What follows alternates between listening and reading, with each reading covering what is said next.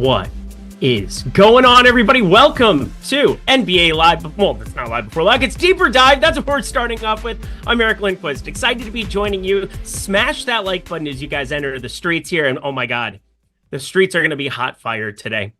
They're going to be back to the way that they once were.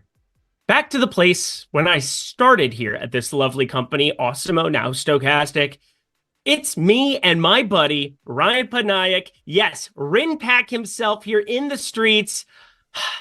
It feels just right. It feels correct. How you doing, my dude? No, I'm thrilled to be on a show yet again with you, Eric. It's been some time. I think our first of the season, but pumped to talk about some NBA. Love talking about some NBA. It's been a frenetic season, to say the least, in the NBA, but looking forward to tonight's 7-game slate.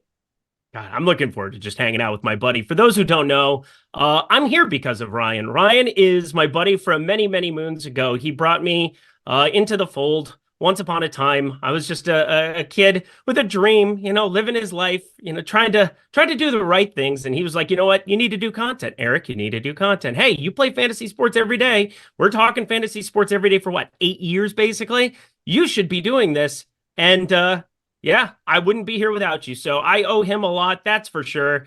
It's not just that, he's my buddy. So I get to hang out with my dude here for an entire program. Not to get sentimental right off the bat, but tell the people what you've been up to here recently, because we haven't seen your face nearly enough here on this channel. Yeah, I've been cruising around in Chicago, working on some one-off projects outside of the DFS streets of late, and I'll be traveling internationally upcoming next weekend, going to South Asia for a wedding, and looking forward to that. But I know the DFS streets have been wild by the Sims and the Sim syndicates, to say the least. And yeah, it's been it's a new era nowadays in the DFS streets. Yeah, the days of just capping your exposures on certain players and giving thumbs ups in buttons on optimizers, those days are long gone here, as the Sims have kind of taken over. And, yesterday had a nice run at the $4, had some really nice sweats here recently in the golf streets, the football streets. I mean, it's incredible. Now we have the MMA package coming your way here. I'll talk about that in a little bit. So lots of great stuff here going on at Stochastic. You want to be checking it out here before the big UFC card over the weekend. But South of Asia, where are you heading to India? Where are you heading? Yeah, I'm heading to the motherland for a wedding, and hopefully I can squeeze in a few nights in Singapore while I'm there. That's the plan. But I'll be headed out for a couple weeks starting next Friday. So great. We got Jordan Klein at the chat. Jordan Klein. No, go hang out. Put on gloves, go outside, go do things, and then meet up with my boy Rayen a little bit later. I think that might be in the cards for you guys. That's all I got. Jordan Klein has one thing on his mind only. That's to run up the bill at dinner. Shots fired. Oh man, even shit my money. My guy Adam, he definitely knows that experience as well. But anywho, we will continue on our merry way. We'll talk about BetMGM OS Odd Shopper, that is, a little bit later in the program. But you ready to start breaking down the first NBA slate of the season for you and I? Yeah, let's ride. All right, we ride. First game, we got producer Jacob Roach as well here hanging out with us. I see him every day, probably the guy that I spend the most time with at this entire company, as every single night I see his beautiful face. But wanted to give him a special shout out here as well as we start breaking down San Antonio. 4.5-point dogs taking on Charlotte, and these are two bad teams. And generally, when you have two bad teams joining, there's generally some fantasy goodness. We start over on the San Antonio side, where there is a massive piece of chalk in Jeremy Sohan. We'll talk about the implications of Zach Collins being back here as well. I want to see a starting lineup. Trey Jones on the other side here too. Playing point guard. Ben starting here for the last. It's been a couple of weeks now. It feels as like, every game since January 2nd, we've seen him in the starting lineup. What really interests you here on the San Antonio side? And my God, nearly 50% Jeremy Sohan. What a time to be alive. Yeah, that's quite the number to see on Jeremy Sohan. I mean, insane number for Sohan, coming at 49.7%. And right off the bat, I know he's 5,200. I think he's going to grade out great in optimal lineups. If you're playing small field cash setting lineups, I think he's fine. But in the sim era, he would be a negative ROI move for me with Jeremy Sohan. I can't be anywhere near 50% in Sohan. I think there are so many great options, so many late news pivots tonight in the NBA where I think I'll let the field play Sohan and I'll go elsewhere. I think there are so many better options on his own team. I think raw shot volume from Devin Vassell, potentially even Keldon Johnson. He's been pretty awful of late. There's no Wembanyama, and I think Keldon Johnson, even off the bench in the Charlotte game environment, should be in a great spot. Keldon Johnson's what, 6,400? Yes, I know he's 1,200 more than Sohan, but you're going to get him at a fifth of the ownership compared to what we're seeing. Comes in at 7,000 over there on FanDuel. He's going to be very, very low owned over there. But Vassell, Trey Jones, but like you said, key news here is Zach Collins, Dominic Barlow situation. I truly think Collins is going to be limited coming off a lower body leg injury. He's not played in 3 weeks. I think you need to look elsewhere. I wouldn't fall for the Zach Collins trap, but it's such a great game environment. My priorities on both sites would be Devin Vassell, Trey Jones, and Keldon Johnson in that order, followed by Sohan. I think Sohan's a fine play if you fall on him, but at 50% on a 7-game slate where there's a lot of late night intriguing news and great game environments, I would look elsewhere. Is there any Dominic Barlow interest? Because he's 4,300, and maybe it feels like cute play syndrome, but if those center minutes are split down the middle, you talk about Zach Collins being limited. We have him for 24 minutes. There's not a lot of other fives. I don't see them really going to Sohan or Johnson or Champagne at the 5. You're not going to play Chetty at the 5. Like, I think the only option is to say, well, Dominic Barlow should play around 22, 24 minutes as well. If that is the case, if you're avoiding blowout run and Sandro Mamukashvili doesn't see the floor, doesn't Barlow at 4,300 at least seem somewhat appealing for tournaments? Yeah, Dominic Barlow is a very intriguing fantasy profile, like prospect. I mean, if you look at his G League numbers, those are just kind of a baseline. Obviously, I don't ever expect G League numbers to transpire in the NBA, but I think he's kind of grades out like a Clint Capella-esque type of player, a little bit more raw athleticism than Capella. But Barlow, if there is no Collins, I'll have some interest in Barlow for sure. I think he would become kind of a priority. I could see him playing high 20s, low 30s minutes if he stays out of foul trouble.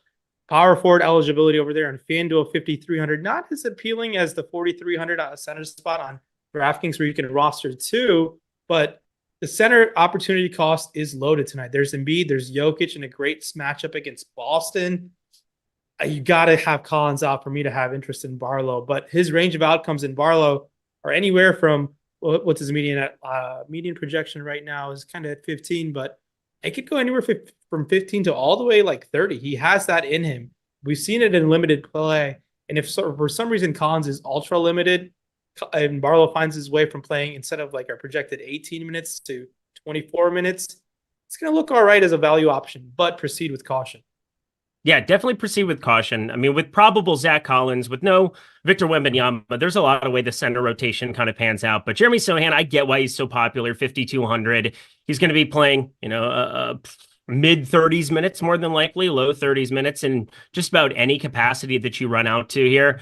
0.88 fantasy point per minute guy, and 5,200 isn't just appropriately priced. I do have a little bit of Devin Vassell interest as well. That's never a good thing to have interest in. It always ends up being a little volatile, but wanted to at least ask you about Barlow because I do think if we're looking at just a 24-24 split, there's a lot of appeal that I would have going his direction. But as we go to Charlotte here, I think this is where you're really finding tons of value throughout this game. 5 players that are grading out with 13+% ownership and 5 players that are 5.5x or better when you talk about point per dollar. That being Rozier, Bridges, Ball, Richards, Washington. These are guys that are just popping in the boom bust tool. We have the most positively leveraged play on the entire slate that comes from PJ Washington here in this spot. Somebody that I played a gobsmack of the other night. That's for sure. It didn't pan out the way that I was hoping, but let's start with the backcourt here. LaMelo Ball, Terry Rozier, both very, very popular. If you're making one lineup, who do you prefer to start with?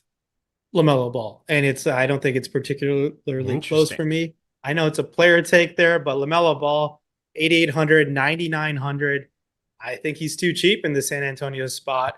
He's projected for around 50 fantasy points. I think that's phenomenal. I think LaMelo Ball is in a great spot. He looks healthy. He's going to play all the minutes as he can. And San Antonio might be the best matchup in the league in terms of game environment on this slate.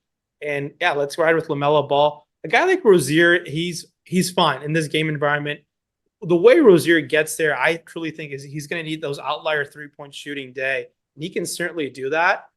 But I know this team is a little bit shorthanded. If we get the news on the secondary guys such as Brandon Miller, Bryce McGowan's, and all these other guys, those could take away from like Rozier extra minutes, like 2-3 minutes here and there can really change the range of outcomes for a guy like him. But with LaMelo Ball, I feel a lot more safer, and the ceiling is much greater with him. And he's projected to be a little bit lower on than Rozier. Give me LaMelo Ball. He's probably one of my favorite plays on the slate. I know it's locking up the spot early, but I got to really ride with LaMelo tonight. Yeah. Are you going to have any Terry Rozier if you're building out your portfolio? I'll have some, but that ownership feels a tad bit high. I think going back to like the earlier situation that we presented with Sohan, I would rather have more ownership to guys like Bridges and Washington and then Terry Rozier. I think that's the one way to pivot your simulated ROI in a little bit in your lineups. I think if you play this game 1,000 times, I think there's a lot of great outcomes for Bridges in Washington compared to Rozier at that projected ownership. Now, if we get Brandon Miller, again, just to repeat for the people, Brandon Miller questionable, Nick Richards questionable, Bryce McGowan's questionable. If all three end up getting ruled out, obviously the Richards one is fascinating for PJ Washington. We'll get to that court. But Brandon Miller and Bryce McGowan's, Cody Martin at 4,300. I know it's early game. I know it's locking up a spot early, but shooting guard, small forward, he could be stepping into a lot of minutes. We have him at 25, and that's with Brandon Miller, Nick Richards, and Bryce McGowan's all currently in the rotation in our projections at Stochastic. How much Cody Martin interest would you have, considering he played 36 minutes against Chicago the other night, and that was pretty much all of those guys being out as well?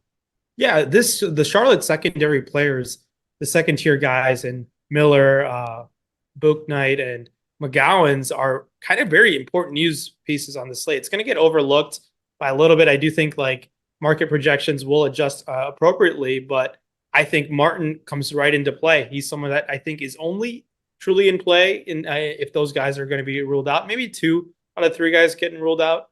1, it's a little fringe, but if he's going to play those minutes against San Antonio, like it's really going to be hard for him to not find a way to get a solid outcome there. So I really like that option there. But like with anything, news will change the projected outcome there for sure. Yeah, no doubt about it. And obviously, PJ Washington, we don't expect him to be starting, but just always kind of keep in mind that that's going to be a guy that if you have Nick Richards off the floor, he's got to step into a more pronounced role. Bryce McGowan's, yeah, that's not going to matter nearly as much to me with getting some of these other pieces back. Specifically, Cody Martin can just step into 32 minutes as is right now, if need be. Lots of ways that this rotation breaks down. But let's finish it out with Miles Bridges. You said you did have some interest going his direction. He's pulling a ton of ownership, also around 25%, and a 1.02 fantasy point per minute player. It's not as high as Terry Rozier, not as high as LaMelo Ball, but you're not giving up a guard spot. You get power forward eligibility out of him. Power forward center on DraftKings, 7,100. Miles Bridges, yay or nay? May. He's fine. It's a great game environment. Can Bridges put up what we haven't projected at for around 39 points? What I last checked.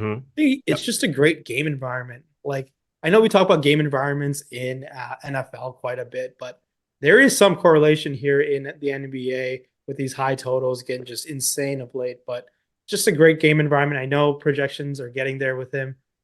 He's fine. It's not like something that I want to get aggressively above the field or an aggressive ROI boost. I think he's fine as is, and I think you'll get to a reasonable amount if you were just to keep things as is. Did you have like a different take with him? I think the real difference. I think one thing that like I'm getting caught up with just seeing the amount of ownership that's going to this game is insane, and rightfully so. But there's a lot of merit in getting some leverage off of this game, like waiting for news. We'll touch on Anthony Simon's situation late in Portland and some of the Pacers stuff. But kind of straight up, do you prefer PJ Washington to Sohan at like the projected ownership and like the median outcomes that are presented right now? I think it's a little bit more reliant on what happens with Richards. I think if Richards is out, I absolutely will like PJ Washington more. I'd also expect, depending on the timing of that news, for him to be more popular. He would have been more popular the other night. 0.91 fantasy point per minute player. Only played 24 minutes against New Orleans. Yet another ridiculous Pelicans blowout. And I actually have some Pelicans guys that I'm going to be rostering way above the field today, it would appear. That's going to be a freaky talking point on this slate. But I'm probably a little bit higher on Miles Bridges from a fantasy outcome, not as a person outcome, because we know he sucks. But Miles Bridges definitely going to be playing quite a bit of him at 7,100, even in the early game. If he didn't have the power forward eligibility, I mean, he's always had power forward eligibility, but power forward center, I think there's just some extra utility to him. I'm fine getting to this game environment as everybody else should be. It's just a question of, yes, if we think Simon sits, obviously that becomes awesome considering they have Indy on the other side of this one, Benedict Mather, and all of the injury news that we're running back on the Indy side. But let's round out this one. We spent more time on this game purely because it is that important. But San Antonio, your two favorite plays relative to ownership. On San Antonio relative to ownership, it's going to be Vassell and Trey Jones. Yep, I love both. I'm probably I'm okay with Sohan more so. I mean, I was running some lineups. He was the guy in the Sims tool that showed up the most in my lineups, and we obviously will have Atlanta to talk about. Lots of other value. Your two favorite plays from Charlotte relative to ownership, not named LaMelo Ball because we know that's your number one. It's got to be PJ Washington and Miles Bridges. Then I mean, those are my two. You're not going to let me say LaMelo Ball. But LaMelo Ball is in his own tier in this game, in my opinion. All right. That's a good one to have. I mean, the minutes have to get ramped up here eventually. We have him at 33, which is higher than the 31 he's kind of been capped at here recently. So I liked seeing the little buffer there. That was useful. You know what's not useful, Ryan? A 223 total with Philly and Orlando. Yeah, this is going to be a worse game environment, that's for sure. Philly 5-point favorites on the road here, taking on Orlando, the very clear-cut, obvious thing on the Orlando side. No Franz Wagner, also no Gary Harris, but we start with Philly. You got House and Springer back. Don't think that really matters as much. Jaden Springer, I guess, is still questionable there. We're getting all of this Charlotte news, so we'll revisit that here in a second. But Mo Bamba out, D'Anthony Melton out, Robert Covington out. Is there anything that you're getting to here on the Philadelphia side not named Joel Embiid? Yeah, it's tough not to find a way to get some Embiid, and getting above the field on Embiid's completely fine, especially Embiid's caliber when he could be the highest scoring player on the slate by 15 or more points. It's going to be nice to have him in your lineup, especially on FanDuel, even when there's only one center eligible. It's not going to take much to get above the field here. Everyone else, I think Maxey is an amazing pivot off of some of those potential LaMelo Ball ownership at 8,900 over there. 9,400 on FanDuel, a little bit of a different story, but DraftKings where you can get up to 3 guards or over there. I think Tyrese Maxey is pretty exciting to take some chances at that projected ownership. But outside of that, I could wash my hands and move on. Like, I can't look at 6,900 Tobias Harris, 8K Tobias Harris on FanDuel. Like, he's nowhere near in play for me at that price tag. I know they're missing Melton, but it really doesn't do much because all the usage is Embiid and Maxey and by eons compared to everyone else on this team. Yeah, the thing with Maxey, I mean, he's still a 1.2 fantasy point per minute guy who's coming in with a tag now that's sub 9K, and he's 2% owned, I think, with a 40-minute projection. I mean, there's a lot of reasons that I think for tournaments, Tyrese Maxey, not that hard to get a little bit over him. There's just a guy coming up a little bit later in the program that's a lot cheaper that is eating up some of my point guard ownership that would otherwise in a 150 set be going towards a little bit more Tyrese Maxey. But we'll jump it over to Orlando because I think this is probably the team, as weird as it is to say, that we would have more interest in as a whole. I think Joel Embiid, if you want to get north of 8%, that's never an issue. But Chuma Okeke's been starting here of late. He's 4,200. He's playing 26, 30 minutes here in some of these starts of late. You still have no Gary Harris, so that's, those stupid 20-ish minutes that don't have to really necessarily be accounted for. But you have Jingle all the way there at 3,700. You have Cole Anthony who can come off the bench and create, so just depending on the matchup here on the other side. I just don't find anything appealing here other than maybe trying to guess at the center rotation. If you maybe see a split where it's like 26, 22 going towards Goga, I think that could be a fun spot. Wendell Carter, he's cheaper. He's pulling more of the ownership as a result. But like, is Chuma Okeke going to make your lineups at all today? Because he feels like a piece of chalk that at 4,200, I think I'll wait for news to break.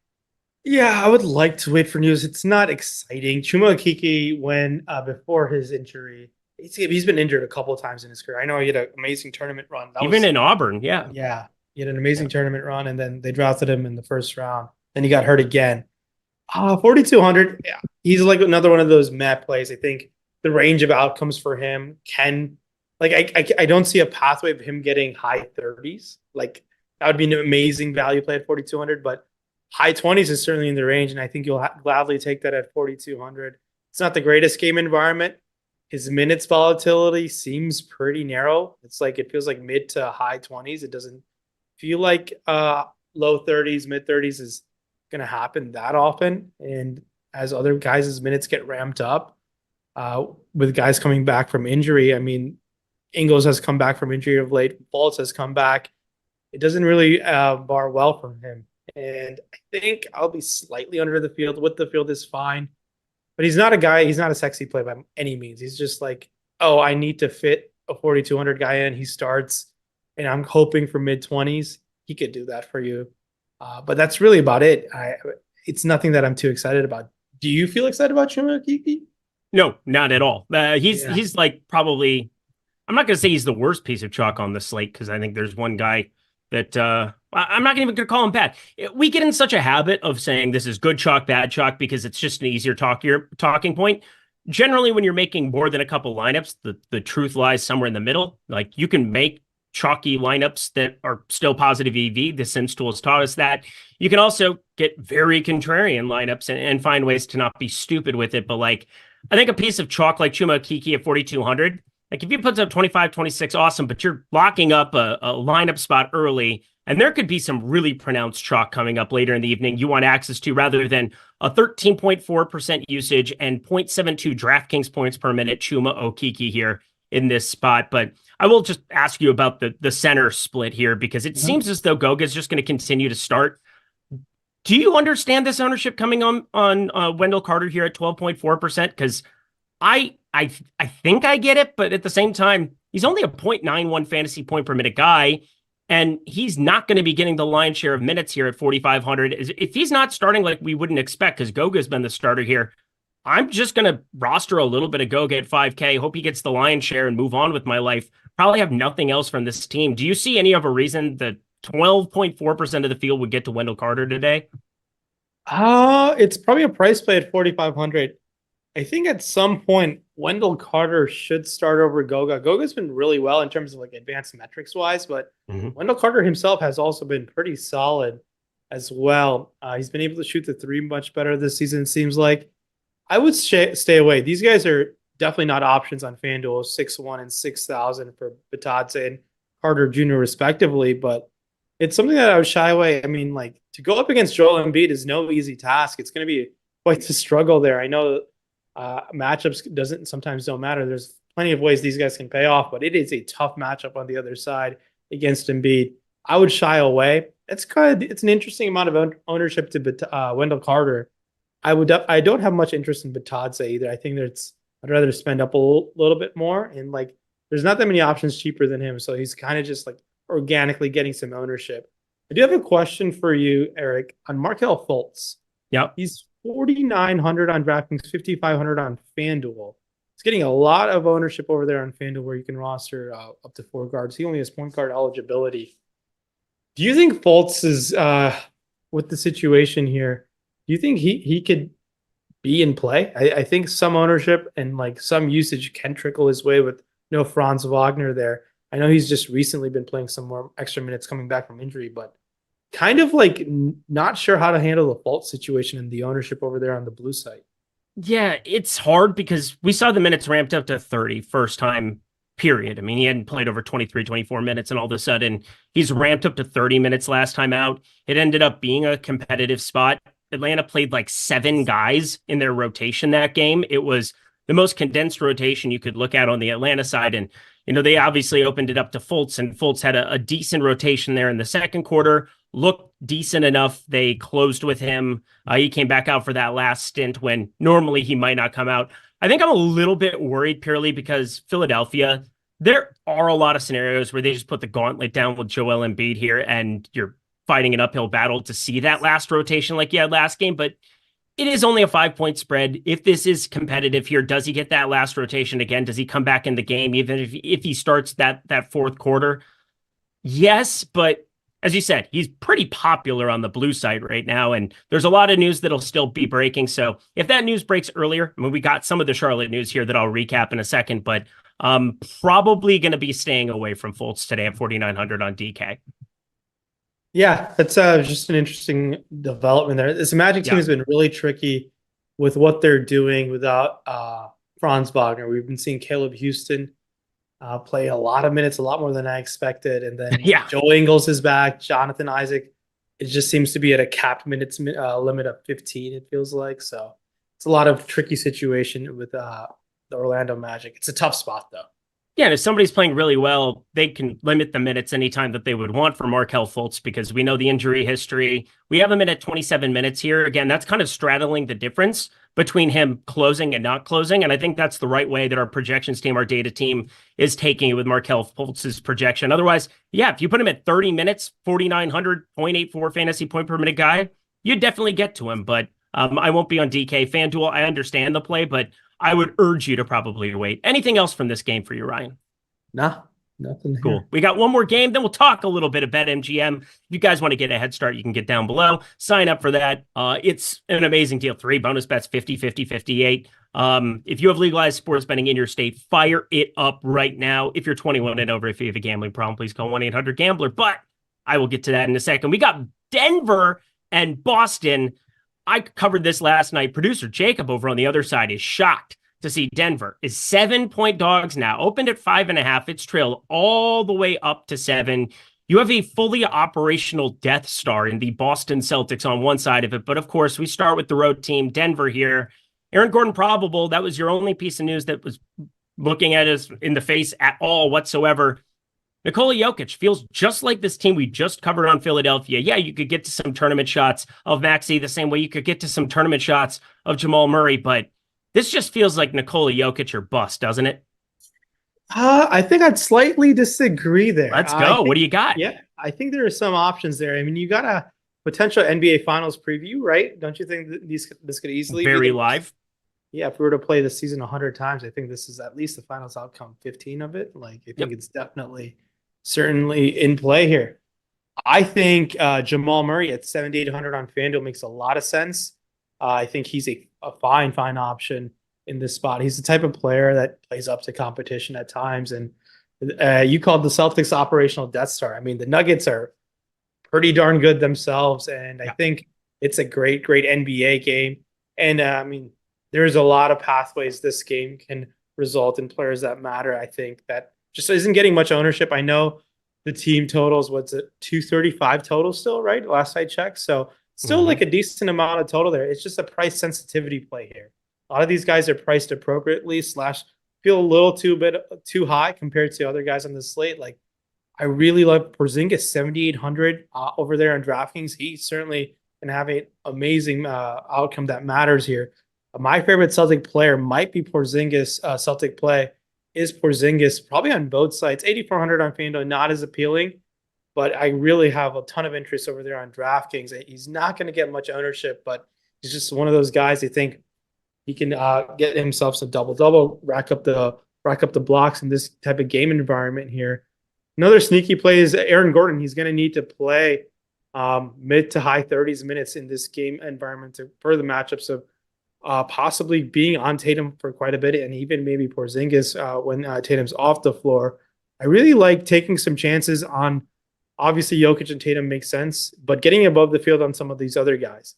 One guy who's getting some ownership, and was getting a lot more ownership in the morning, was Reggie Jackson. Yeah, I would kind of shy away. I think there's a lot of other options with 4K where you can kind of get similar outcomes with a higher ceiling. If this game is to be close, I know it's a 7-point spread, feels high for a Denver team being 7-point dogs. I think there's a lot of pathways where those minutes are more like 15 to 16 than 19 and 21. And that will matter for a $3,900 player. But it's a great game. Do you think Denver covers the spread? I don't know, but again, producer Jacob sure does. I didn't end up firing up anything there other than your boy over on the other end of this. 26.5 PRA for Kristaps Porzingis over on OddsShopper at the moment.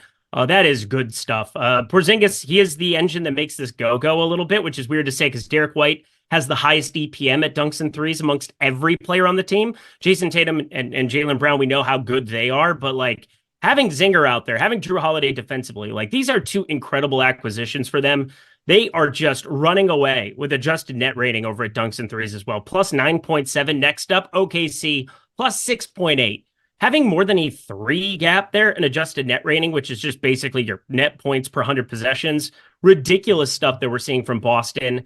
I will say one of the reasons that I don't like playing Reggie Jackson as well is that he's now played himself into like 20, 22 minutes in competitive spots. And if this game is wonky, they probably don't close with him. If it's a 15-point game, 20-point game, if it's a blowout, I would want to have him be able to have the capability of closing, knowing that he's kind of like hard capped at 22 minutes.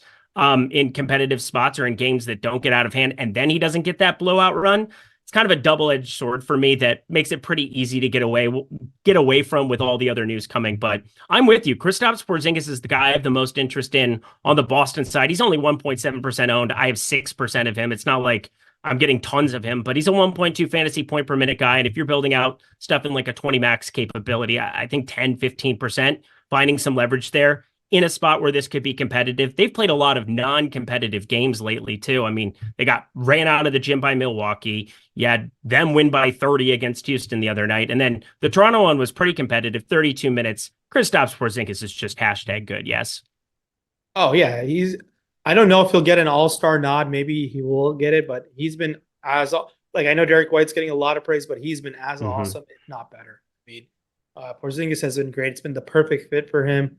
He's been really, really just kind of like the puzzle piece that was missing. And Boston looks like a well-oiled machine. But the problem with Boston is they start every series down one game because of Joe Mazzulla. So we'll see how that comes back to haunt them in the playoffs.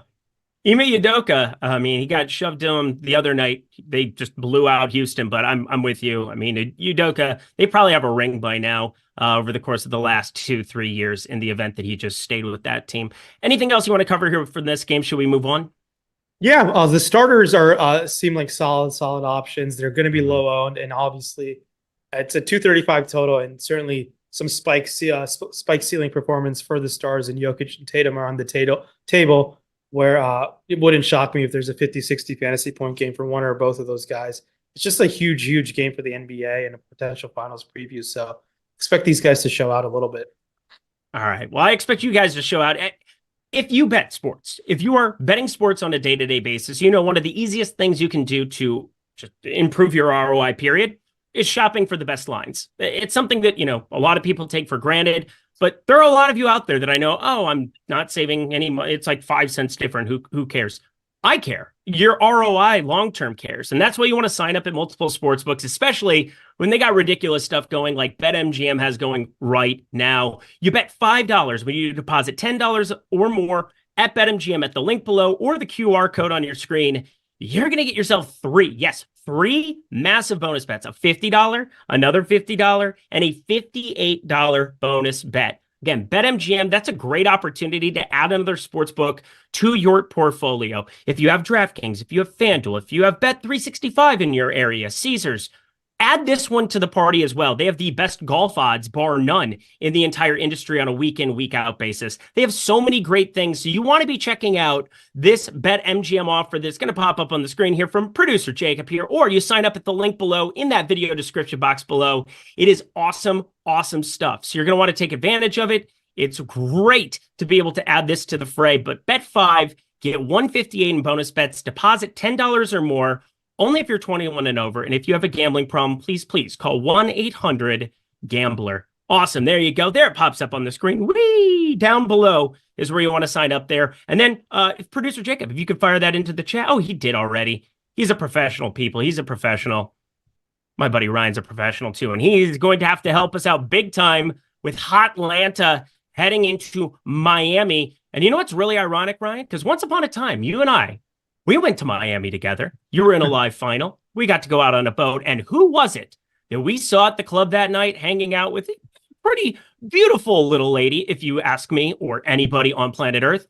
Bogdan Bogdanovic, that's who it was. Why wouldn't he be the chalk piece on today's slate at 64.5%? Now, we get in a habit of talking about chalk this, chalk that, and relative to ownership and everything else. But at the end of the day, I don't think you and I would argue that Bogdan Bogdanovic is a good chalk play. But is he a good chalk play at 64.5% ownership? That's the question I'm going to ask you. Over or under that type of a number? Do we have information if he was at Club Live last night or 11? I hope he was, because I'm under. Yeah, I mean, that's a loaded number. That feels like a 2-game slate type of number for a player of that type of price tag for Bogdan Bogdanovic. Yeah, I mean, you got to pivot elsewhere. There's so many guys in that similar price range that have similar range of outcomes as him, and I would rather take my chances with someone else on the team. Even like on the slate, there's so many other guys. It's like baffling to look at that ownership number. 69% over there on FanDuel projection, 6,100 price tag. It's a tough number. I cannot be that excited to play it. Bogdan Bogdanovic. He's a good play just because of a points per dollar value play. Shooting guard's kind of weak across the board. So I think there are better options on his team that I'd be willing to get above the field on. That's how I feel. Like DeJounte Murray, 7,500 without Trae Young. I know it hasn't really worked out this season when Trae Young is out. We've gone to DeJounte Murray in leaps and bounds of ownership, but he is someone I'm still willing to get above the field on. It might feel like a DeJounte Murray showcase game. His name has been in trade rumors, feels like for the last 2 months. So 8,100 on FanDuel and 7,500 on DraftKings. He for sure is my favorite Atlanta Hawk player to go to. But everyone else, I know we're missing Trae. There's going to be a lot of usage spread around. Kind of just shrug my shoulders and hope I just get with the field. Jalen Johnson's been amazing, pretty awesome development in this season for him. But that's kind of steep. 7-1 and 7-6 for Jalen Johnson. Feels like ceiling price maybe without Trae Young. Maybe it's all right, but his range of outcomes feel like it's between 30 and low 40s, and you really want high 40s at that price tag for tournament winning upside. I feel like, but. It's DeJounte Murray is probably my favorite Hawk. It's not a shocker there, but that's a huge number on Bogdan. I cannot really advocate to go there at that type of ownership. Yeah, it's pretty crazy. So to break a couple of things down, Trae Young, DeAndre Hunter off the floor this season. Bogdan Bogdanovic has played 253 minutes. He has a 39.8% effective field goal percentage and just a 44.1% true shooting percentage. And that's on 25% usage. So he's obviously going out there, he's chucking, and he hasn't performed as well as you might expect without Trae Young out there. But obviously defenses can key in on you. It is a little bit different. Our guy DeJounte Murray way up there with a 61.6% effective field goal percentage, 64.3% true shooting percentage without Young and without Hunter on the floor this season. And Bogdanovic, he's sub 1 fantasy points per minute. DeJounte Murray, 1.36 fantasy points per minute on the season. In the Sims tool, if you guys go run that here right now, I built it out, didn't touch a dang thing. And DeJounte Murray was showing up in 56% of my lineups, my top 150 lineups, that is. And Bogdanovic ended up at 45%, ended up being the number on the crunch that I ran right before this stream. I believe it was like 55% earlier in the day. Not that there's been a ton of news, but Charlotte, obviously that was something that was in flux that might change that a little bit. I think this is a lot of ownership for a guy who's more shooting dependent than you might want at this kind of ownership. And he played 39 minutes last time that there was no Trae Young on December 8th. So I know I'm throwing a lot of information in there really, really quickly, but I think one of the big things that's changed is now Okongwu and Capella can share the floor. So it's not just a 50-50 split in terms of center minutes or, a 70-30 split. You're not getting 100% of center minutes there. You're getting Okongwu to play the 4 at times. And so even though there's no DeAndre Hunter this time around, they can go to Trent Forrest to play backup point guard. They could also be Patty Mills for whatever reason. And Garrison Matthews is basically solidified 13, 15 minutes in these spots. So awesome. Of course, the camera went out here. So that was bound to happen. Getting hot in her, that's for sure. But anywho, anything else you want to touch on here from Atlanta? Because I think we both are on the same page where I'm not saying Bogdanovic is a bad play, but I'm going to be underweight. 20% would seem, 45%. He's 65% owned. And DeJounte Murray, we're both absolutely in love with. Anything else to mine out of Atlanta? No, I think a Do you think we could push for a DeJounte Murray ROI boost and a Bogdanovich negative? We can. I think that's We very I much think can. that's what we can move with. Yeah, Onyeka Okongwu sharing the court with Capella is a really important news there because he's someone at 4,300. I think those minutes can certainly go up. If he's sharing the court, he's super athletic. I think that's really impressive development from Quinn Snyder. This Hawks team overall has been kind of disappointing in terms of like wins and losses standpoint of view, but in terms of DFS tonight, it's DeJounte Murray, definitely someone. I know it hasn't really been great when Trae Young hasn't in terms of fantasy results, but I think you gotta go to him in confidence tonight. I like Jalen Johnson also more than Okongwu. I'm a little surprised to see Okongwu pulling as much ownership as he is. He's 4,300, so I totally get the price point of it. If you make me pick between him or Okiki, I'm going to take Okongwu pretty much every single time, but that's also reflected in the ownership. 33, so a third of the field's lineups are showing up with Okongwu. Seems a little bit steep for my blood, but we'll see when we get other value, potentially other value on this slate. Anything else from Atlanta? We didn't mention Sadiq Bey, but yeah, he's going to play a ton of minutes. 38 minutes last time there was no Trae Young. So he's someone that's like just like flat out pivot from Bogdanovich. Yes, if you play this slate 100 times, I think Bogdan does better than Sadiq maybe 70% of the time, but those 30% of the times, I think the outcomes are in a narrow bandwidth for Sadiq where he can just flat out outscore Bogdanovich. So it's something to keep an eye on with the Atlanta team. And then you got to have interest in this team when a guy like Trae Young is out. There are multiple pathways for multiple guys to be quote unquote optimal in GPP winners. All right, we head to the Miami side of things. Again, 1.6K people. Smash the like button for my guy Rinpack, making his glorious return to the deeper dive. We are running back the Slate Starter podcast here today. It makes me so happy. With 18 minutes left, smash that like button. We got a lot of stuff to talk about later on here as well with some potential injury deals, but no real injury news to cover here outside of one Kevin Love, who is available now. Duncan Robinson ended up getting downgraded to questionable earlier in the day, but I mean, it's Jimmy Butler, Bam Adebayo, and then everything else at these current price points. Butler and Adebayo are either priorities for you in this spot. Priorities is a strong word, but I think it is. Both of them are viable options. I think sub 8K Butler, I feel like he's like one of the superstars who just does not give a damn about the regular season. And that's not a big deal in terms of DFS perspective, but at that price, it's worth taking some chances on him. I think he's, in terms of like an ROI boost, he's probably not a guy who I'm boosting up, but I think he's just a fine option to go to. I always, I like going to Tyler Hero more and more on DraftKings, where you get the 3-point bonus. I think there are a lot of pathways where he's a solid option at 5.8K. And I think we're going to see more and more Tyler Hero just being the lead usage guy on this team. I think he's definitely shown that ability more and more of late. And I think he's someone to go to. I know with Kevin Love coming back in, that takes away some value options, but my favorite Heat player is probably Hero. If you fall on Bam, that's fine. 8,700, 9,300 on FanDuel. He's just one of those guys whose outcomes were pretty volatile to start the season. We saw a lot of 60-point fantasy games from Bam, or like 50-point fantasy games from Bam. But now with the whole band back together, those ceiling games don't seem as likely. So Hero's probably my favorite Heat player to go to. And no real interest in anyone else on this team. I think we've touched on much better plays who are cheaper and who have higher ceiling outcomes. 33.2%, 32.7, 31.6. That is Tyler Hero's usage the last three with Jimmy Butler back. So it would seem as though Jimmy Butler, there's going to be a day where he decides to shoot and he just puts up 55. I don't know. Obviously, Atlanta would be one of those spots. He might be interested in it, but I'm probably with you where Tyler Hero is at least intriguing. Bam Adebayo, hard to get to 8,700 here for him, with Butler, with Hero playing alongside of him yet again. Not that you'd be that surprised by a 1.3 fantasy point per minute guy getting there, but a lot of that sample this season has been without one or both of those individuals. So anything else from this game? It's obviously a very important one as well.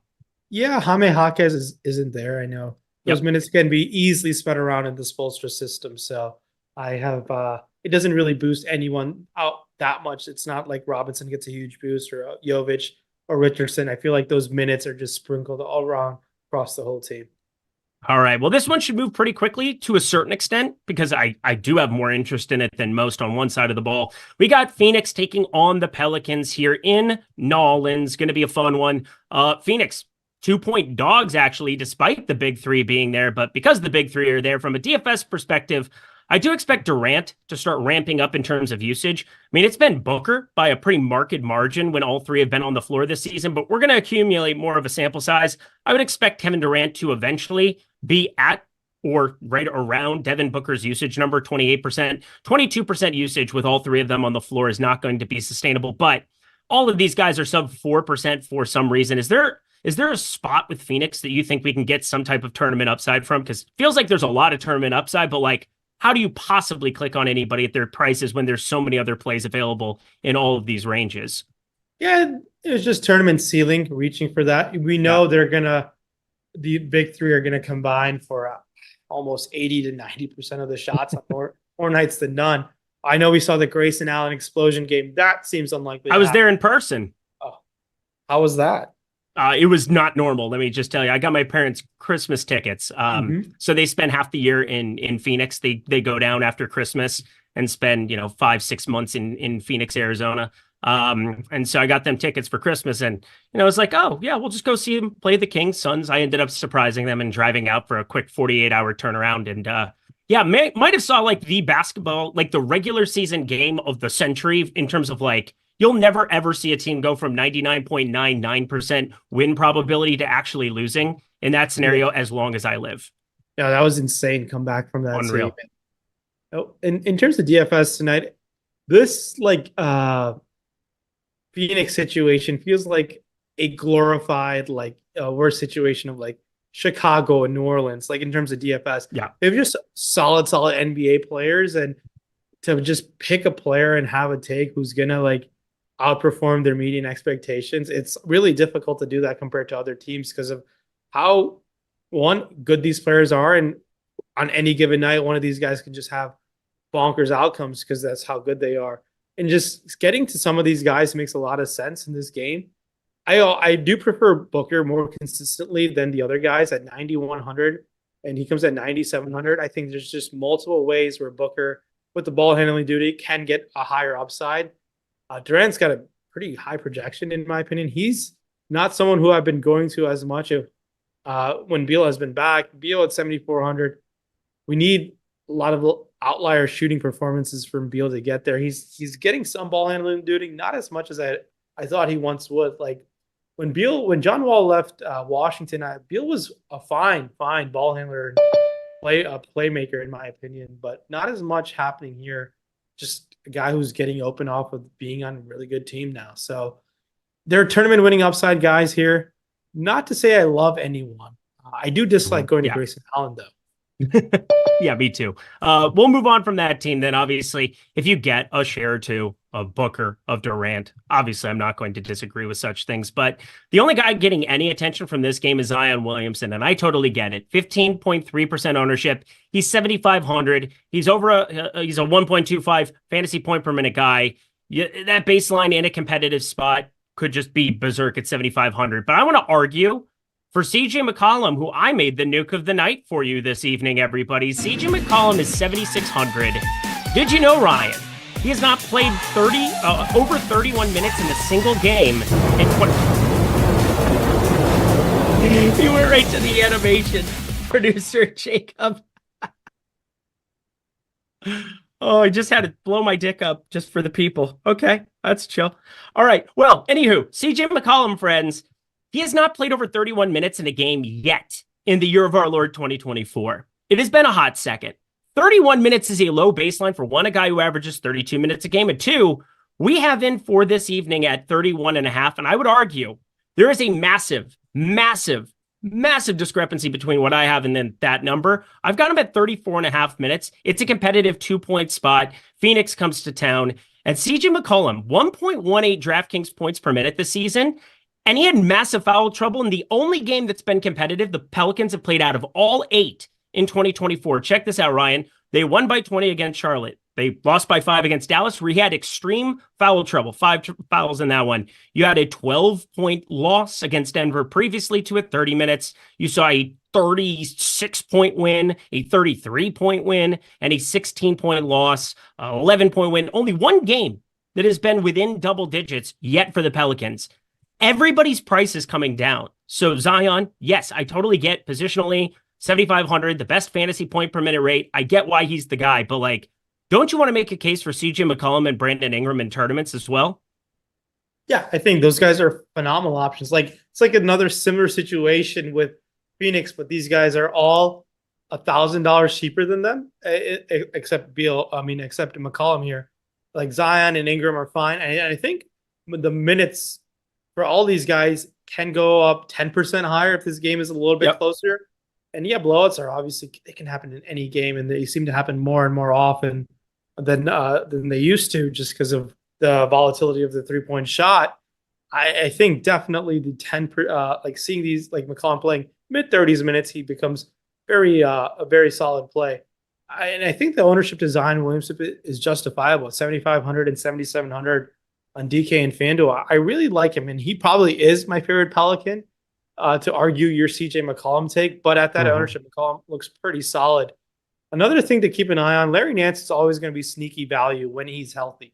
There are pathways where Nance can play 24 minutes and just split those minutes with Valanciunas. It happens more frequently than not. And at 4,400, Larry Nance is someone who can be pretty sneaky. For if some reason, if Phoenix were to go small, Nance is going to be on the court. And I can see that definitely happening if Valanciunas gets played off. But he's like a large field tournament play in Larry Nance. He's not that bad of an option. 5,300 on FanDuel, a different story, but that's kind of how it plays out on DK. I think Zion is great. I prefer McCollum to Ingram if I were to play one, just because of the savings. But Larry Nance is kind of a sneaky value that might be getting overlooked by the field.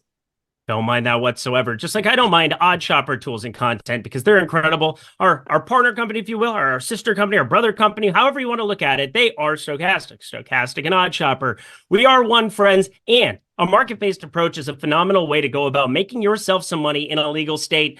And we have slashed prices across the board. It is $14.95 weekly, $49.95 monthly right now. And if you use promo code Lindy, L-I-N-D-Y, you could use promo code Greg too if you want to give him the honor of such things. He will be coming up with Matt Belman next on NBA Live Before Lock. Fire it up and get 20% off your first week or first month. It's a market-based approach. We're talking positive EV betting. And hey, if you're in a state where you don't have sports betting there, we have the Fantasy Optimizer, which is comparing those odds and utilizing them on pick'em sites like like Underdog. And yeah, DraftKings Pick 6 for sure is going to be added to the loop here very, very soon. For Better, for Underdog, all those great sites, you have an opportunity to make some money at. We have the Parlay Builder, so many unbelievable features to think that it's just $12 to try it out for a week. Sign up for that down below. Promo code Lindy or promo code Greg. Fire that up, my friends.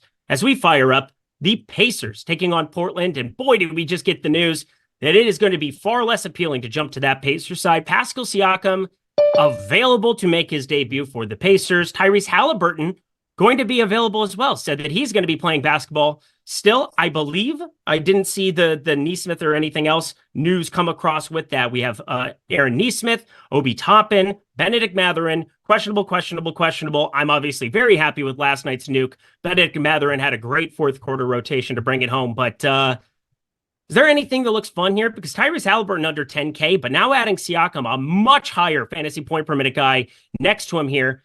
Miles Turner, there's still got to be shots for some of these guys, and Tyrese Halliburton is going to be instigating it, but is there enough there now with Siakam's acquisition to get to any of them?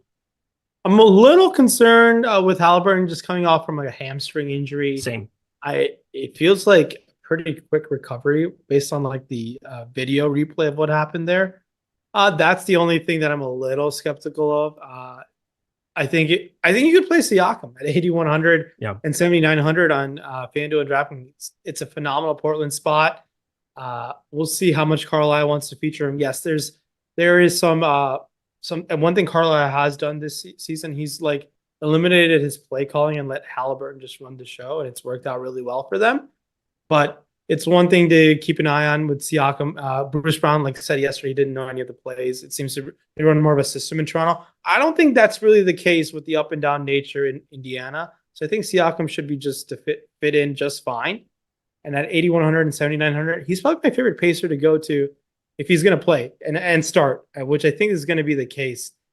I think he takes Jalen Smith's starting role, right? Like, got it. It's got to be his spot. So outside of that, if you fall on anyone else, I mean, maybe you get to some Halliburton, but I would proceed with caution. Siakam's the only guy who I really like, and I don't know how the field is going to react to him being on a new team. I really don't know. Yeah, I think Siakam's definitely the guy that I have the most interest in, mainly because he goes from a Toronto team where they played way down in pace, 98.7 possessions per 48 minutes. That was 18th in the NBA. And now we know he's going to play at ludicrous speed. Shout out Spaceballs. 103.1 possessions per 48. That is number one in the NBA. Do the Indiana Pacers. The 24-17 Indiana Pacers, who are now, they don't dance now. They make money moves. Indy, interesting stuff. That's for sure on this one. But pay attention to that news. Lots of questionable tags, lots of ways that pans out. But Portland, it looked pretty clean. DeAndre Ayton got his driveway shoveled or whatever. But, I mean, Anthony Simons is now questionable. So that kind of came from the clouds. If he's out, Malcolm Brogdon's already getting this attention, 25% attention. And, well, we know that the minutes can get ramped up here from time to time. Got up to 30 in a start against Brooklyn last time out. He would definitely be the priority. But anything else you'd want to get to in Portland? And if Simons is in, would you want to be playing him? Yes, if Simons is in, I would be very interested in playing him. 7,800 and 7,600 looks like a great play on the slate. And like, into your counter argument, if Simons is in, he would be, I think, a nuke of the night consideration for you. If Simons was healthy. But because he's a similar price tag to McCollum, I think in this game environment, it really suits him. Now, if he were to be out, it's a huge boost for really everyone. Scoot Henderson will look pretty awesome as an option. 7K seems steep. He feels like he can go into Chauncey Billups' doghouse pretty frequently. But 5,400 Brogdon's already in play, kind of. He'd look even better. 6,300 over there on FanDuel. Definitely a lot of options if Anthony Simons is out. It's late news that's going to really, I think, dictate this slate. And maybe on a Friday night, we'll see how much of the field can react to that. DeAndre Ayton's going to return. He's going to take Duop Reed's role. Do you think Jabari Walker's in play at 5,500 and 5,600? If he keeps starting, I mean, it was nice to see him jump into the starting rotation last time out. That was kind of something. The last two games he's been in the starting rotation against Phoenix, against Brooklyn, didn't pan out for him. That's for sure. But Tamani Kamara, he's kind of been sent to the other world. Last game he didn't start against Brooklyn, so just something to pay attention to. I mean, 5,500 feels more like a late slate play, but getting extra swappability there with what could pan out from Indy. Obviously you have Turner, Siakam, Halliburton, but like if everybody's out, Nesmith, Nembhard, Matherin, then there's definitely to be a little something extra there to get from Indy. Yeah, it's all going to come down to the Anthony situation, and I think it's at this point the biggest news of the night that we're waiting on. Yep, definitely is. Well, guys, one more game to go. I've gotten to hang out with my buddy Rayen. Live Before Lock is going to be coming up next here. That is, of course, with my guy, Greg Ehrenberg. He'll talk about the Sims stuff because the MMA Sims tool is going to be live for UFC tomorrow. You're going to want to check that out. And then, my guy, Matt Belman, as well. He's going to do an awesome job breaking it all down for you. Let's get to Brooklyn and Los Angeles and round out this puppy again. Smash that like button, not for me, but for Rinpack himself on the other side. Great to be with my buddy, my legend. Let's go. Brooklyn, LA, 7-point favorites are the Lakers here in this spot. I ended up firing on the Brooklyn side of things, kind of wobbling between 6.5 and 7 is what it is, friends. But there's not a ton from a DFS perspective that I want to get to here. It is really, really hard looking at Brooklyn and some of these prices for me to go completely nuts. Mikal Bridges did say that he was going to end up playing here. He's 7,700 and the usage is starting to trail back to where you'd want it. They do have a 110 implied total, so it's not exactly nothing, but compared to some other teams, just they're healthier than they should be for me to want to get too much DFS exposure. Do you have anything from Brooklyn you want? Yeah, I think Nick Claxton's a sneaky play at 7K and 7,500. They're going to need it for a tough Davis matchup as much as he can, if he can stay out of foul trouble, which he's gotten much better at over the last year and a half in NBA seasons. But Mikal Bridges seems like this guy who is the safest minutes. Like, it seems like there's a rotation now the other six guys. That's going from Dinwiddie, Cam Johnson, Cam Thomas, Dennis Smith, Dorian Finney-Smith, Walker, and Royce O'Neal. All those guys' minutes are all in flux, and they have a wide range of outcomes, and their ceilings are all like not that appealing to me. And it's a really tough thing to navigate just because like they're not that volatile. They have a narrow range of outcomes, and you can't really know what's going to happen with their minutes. So it's like a situation to avoid where I think there are safer options with higher ceilings elsewhere. That's my Brooklyn Nets take outside of Bridges and Claxton right now, the way things stand. And Chris Williams just dropping a nuke of the night himself. Chris Williams, 5 gifted subs for the people. Hopefully you appreciate that. We appreciate you, Chris.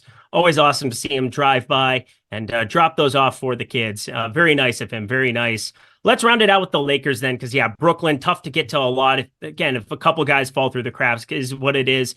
Lonnie Walker just dilutes everything for me. You never know what those minutes are going to look like. But we noted that D'Angelo Russell walked into a lot more minutes here. Now in the starting rotation yet again, the last 3 games, he's played 41, 36, and 36 minutes. And this is a guy who's over a fantasy point per minute projected player. He's a guy that we know is out there for purely offensive purposes. And that's what the Lakers have just kind of decided. You know what? We're going to punt defensively. We're going to be completely offensively forward. Anthony Davis gets his most difficult matchup in a long, long time. He got a rookie in Derek Lively and Dwight Powell in Dallas there. OKC doesn't even try to rebound. That's kind of helpful for him. In Utah, they decided not to try to go at him with Walker Kessler. Ended up working out, spread the floor, made some stuff work there. It's been a long time since he faced an actual defensive center. Claxton's not incredible, but a plus 0.7 in terms of estimated plus minus 78th percentile in dunks and threes. So there's at least something there. I set the groundwork here. Take us home. What do you like from the Lakers, Rinpack? Yeah, there's quite a bit of options. You're going to like Anthony Davis 10-2 and 11-5 quite a bit. His assist numbers have been off the charts of late. And I don't know if there's anything to correlate with Russell entering the starting lineup there. I don't know if you've noticed that trickle down effect. Maybe it's a little overthinking that situation there, but Davis has been an awesome facilitator, been taking a lot of those LeBron assists of late. That's like recent box score watching and just watching them play quite a bit. He looks great. He's been awesome over the last week or so. LeBron is LeBron, sub 10K LeBron, a 9.5 and 10K. I think he's all right. He's not that appealing. I prefer Davis to LeBron. It's usually going to be the case here as well. Russell seems like a guy you can certainly go to at 6,200. Seems a little bit under-owned if no other news breaks. If he's going to play all those minutes, there are multiple pathways of him getting there. And Austin Reeves, priced similarly, I think he's a fine option to go to. But everyone else here, it's tough to go to anyone in confidence. We know Christian Wood can spike a ceiling, and Jared Vanderbilt can certainly spike a ceiling. I prefer both of those guys then to Hachimura, and Prince is going to play a lot of minutes, and you really want him to knock down the 3 there. But the studs look fine. Russell and Reeves are pretty solid options as well. I think it's an overlooked Lakers team a little bit tonight in the late night hammer. We're going to get ourselves out of here now. Ryan, on the way out, though, who's your nuke of the night? Anthony Simons, if he plays, I think he's an awesome option if he's going to be playing. I think that's where I'm going to land on. If Anthony Simons is out, that will change a lot of things. Can I say LaMelo Ball? If Anthony you can Simons definitely is say out? LaMelo Ball. All right. We got Mr. We've got Greg Ehrenberg, Matt Belman coming up next. Hit up my guy Rinpack over on the Twitter. So good to have him back here in the fray. Thank you, producer Jacob. We're going to get the heck up out of here, my friends. Live Before Lock coming up next.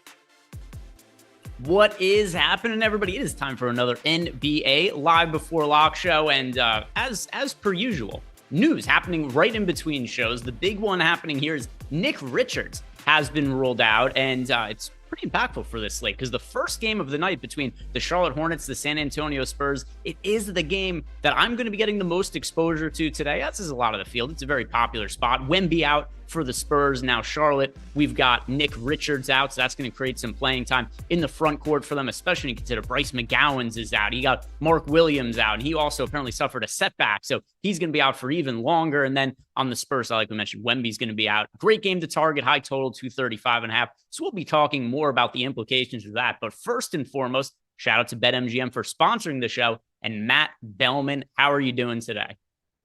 I'm good, man. I think a few things have changed since we last did this show this morning, but it should be fun enough to talk about anyways. Yeah, and already I'm seeing people in the chat speculating about what is going to end up happening in the front court here with the Charlotte Hornets. Somebody was bringing up Nathan Mensah, who just before the show started, and in between the turnover, we were looking at Nathan Mensah. You, me, Matt, as well as Lee, who we're going to be bringing in here in a second here as well. And it's hard to consider Nathan Mensah somebody we want to get to because, well, I mean, if he starts, I guess you kind of have to consider him to some extent. I don't think he is going to start, though. But his fantasy production this year, terrible. He is playing 13.8 minutes per game and averaging 7.82 DraftKings points, which is a nearly impossibly poor points per minute fantasy production rate for a big man, Matt. But considering this is new, fresh news, I want to know, what is your input on the situation with Nick Richards out? And then we'll go to Lee afterwards. But Matt, what do you make of Nick Richards now being out? Definitely don't want to play Mensah under any circumstance. If he's starting, like you said, I guess you have to think about it, but certainly not excited about it in any regard. Makes me like PJ Washington a lot. I know our tools just updated. Looks like Lee got on that right away. PJ Washington now second in our boom bust tool.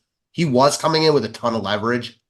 I'm sure that changes now. Like his ownership is going to go up. People know the deal here, especially if he ends up starting at center, but he looks like the best play on the slate. I mean, he's in the same price.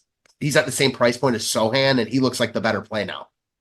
Yeah, and I'm very curious to see what that starting lineup looks like. One thing that we were discussing before we ended up starting the show here is what could potentially the center minutes look like for PJ Washington. He hasn't played much of them this year. However, 22% of his minutes have been played at center. Last year, he hardly played any center minutes, but in previous years, we have seen him play a good amount of center. So I don't think there's anything that's really prevented him from playing center other than the personnel around him. So I don't think there's a reason that the Hornets have said, like, we don't want to play PJ Washington center minutes. Rather, it's like they have Mark Williams on the roster now. They have Nick Richards, and they had other guys to get. And Kai Jones last year, who I know that he's been outed from the team because he's an insane person, but Kai Jones is an actually talented player who kind of talked himself out of the NBA. But those factors, to me, are the reasons PJ Washington only played 3% of his minutes at center last year, not because the team decided he can't play center. And we have seen him do it this year. 22% of his minutes at center this year. So my best guess as of right now is I do think they start PJ Washington at center because the other options are dog shit. Men's has been terrible, not just from a fantasy perspective, but I mean, you can't average half a fantasy point per minute as a center. And not that this is the end all be all for real NBA player analysis, but if you're that poor of a fantasy producer as a center, chances are you're not a great real life player either. But let's bring Lee in here. And Jacob, if you wouldn't mind throwing Lee up on screen, I want to hear his breakdown of how he thinks the Hornets are going to allocate their center minutes. Is it going to be PJ Washington, Lee? Where do you see them going? Yeah, I definitely can see quite a bit of PJ Washington. Now, I could see them starting with Mensah just rotationally, right? They could decide maybe something like 20 minutes to, a couple little stints here and there. I don't think that this is the guy. I'm definitely not going to play any Mensah myself, but like maybe just rotationally, they want to get PJ Washington so that they have a good balance of scoring. But no, I think this is just PJ Washington angle. I don't think JT Thor gets enough. And then a follow-up on Mensah, because if he does start, there's going to be a lot of people in chat that I just know he's cheap on DraftKings and FanDuel. People are going to want to get there. So the other part of this is I want to ask you is how many minutes would Mensah need for a reference point for people for you to start considering him viable? Like, what's the minutes? If I told you he plays 20 minutes, 25 minutes, what is the playing time threshold he would have to get to before you decide to say like, oh, okay, if I knew he was playing that amount of minutes, he would be an option for me? Yeah, so I just killed Thor just for the laughs and gave him all the minutes to Mensa at 27, which would be about 23 if you take out like garbage time and the other sort of stuff. And that puts him up at 16 fantasy points, 23 for 16 fantasy points on DraftKings at 3,800 or at 3,000. And yeah, I guess that's there, right? Like I guess you could consider it. Now, you know, I would be more interested in seeing Mensa getting more minutes if like Wemby was playing, because like Mensa is 6'10", and you could just go out and sacrifice him against Wemby, right? But like there's like very limited like Zach Collins, and then there's like Barlow or whatever. So doesn't feel like they need Mensa in this spot. Yeah.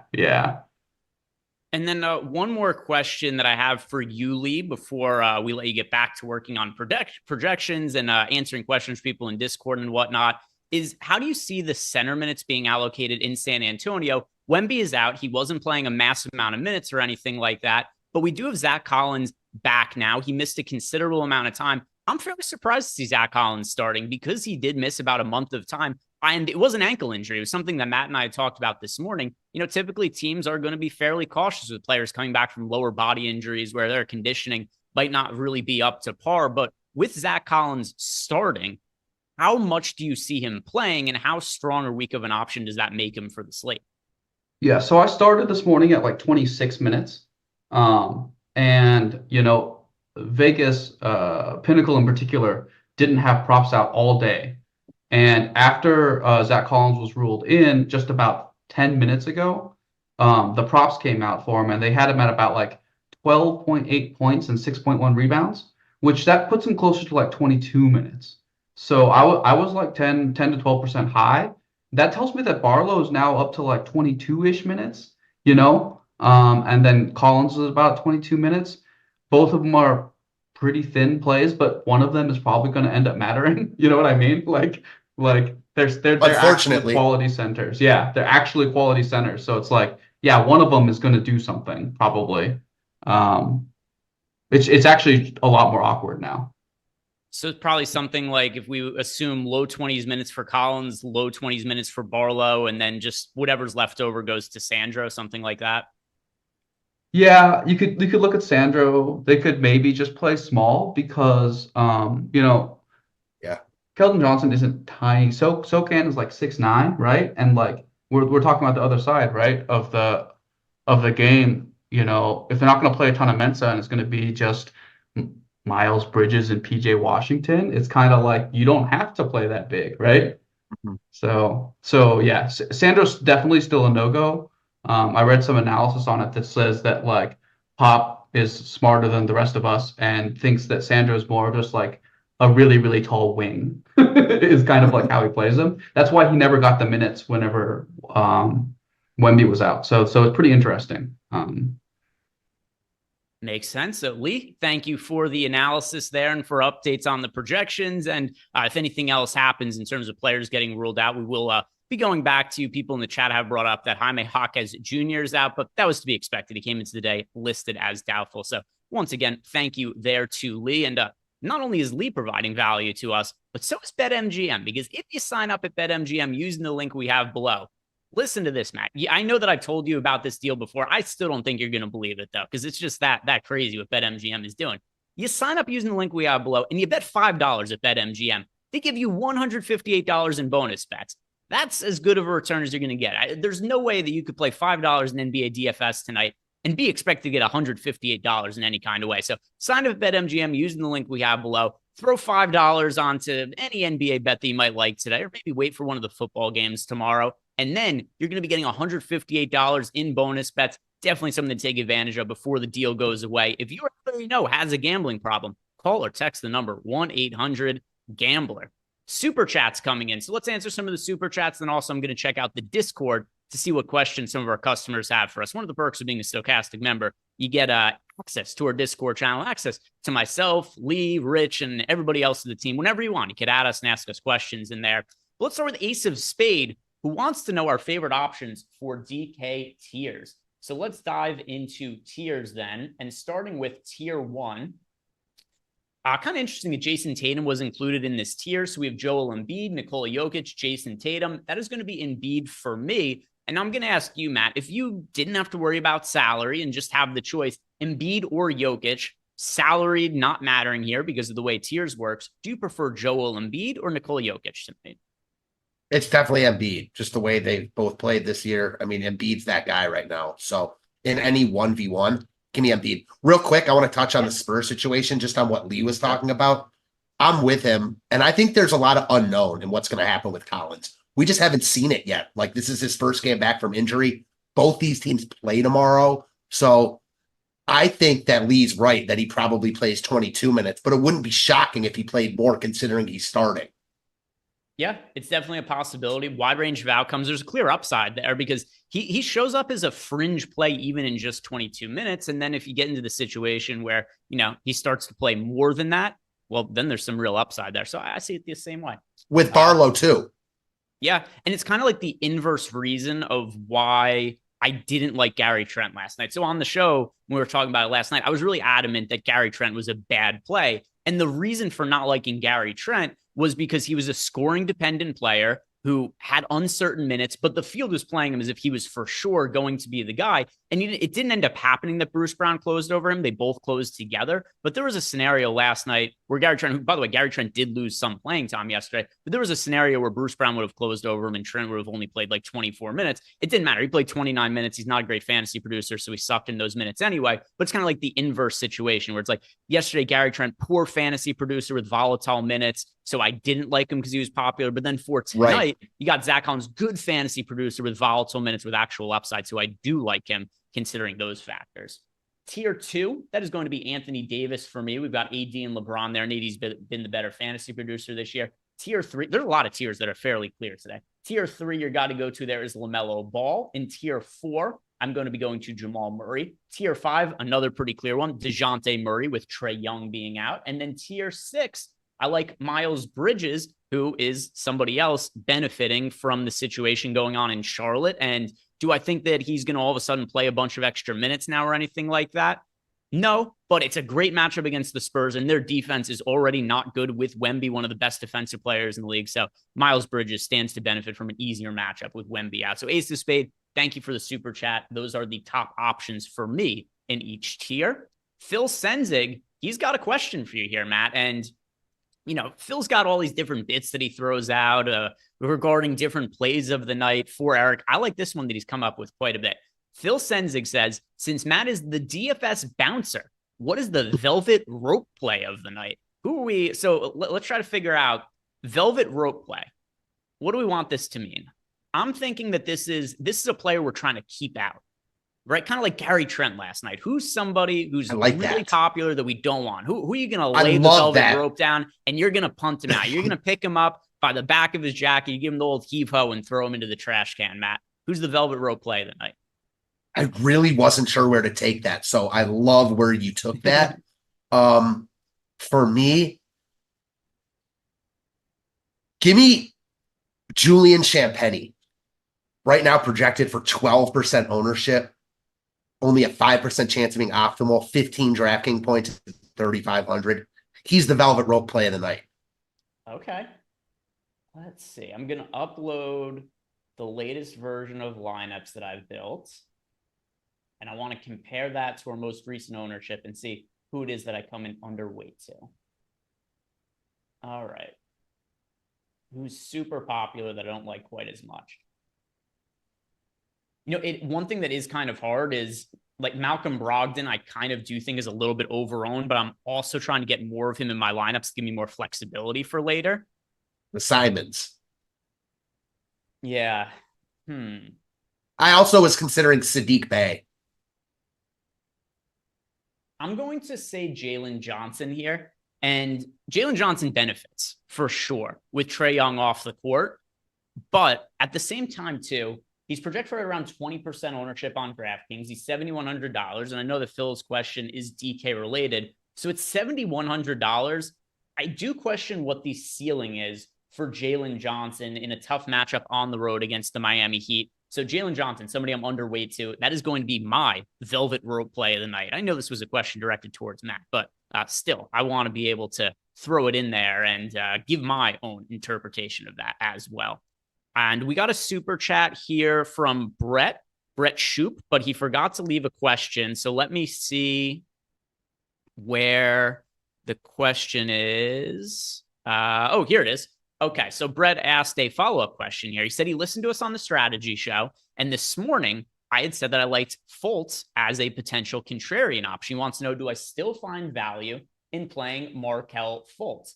So yeah, I think that Fultz is a sneaky option for today, projected for sub 10% ownership. I do have double-digit exposure to him, and I'll go through the reasons as to why I like Markelle Fultz. And a lot of it has to do with people are going to think that they want to play Markelle Fultz because going up against the Philadelphia 76ers makes zero difference to me. I don't care that he's playing against his former team. That has nothing to do with it. Here's what I care about.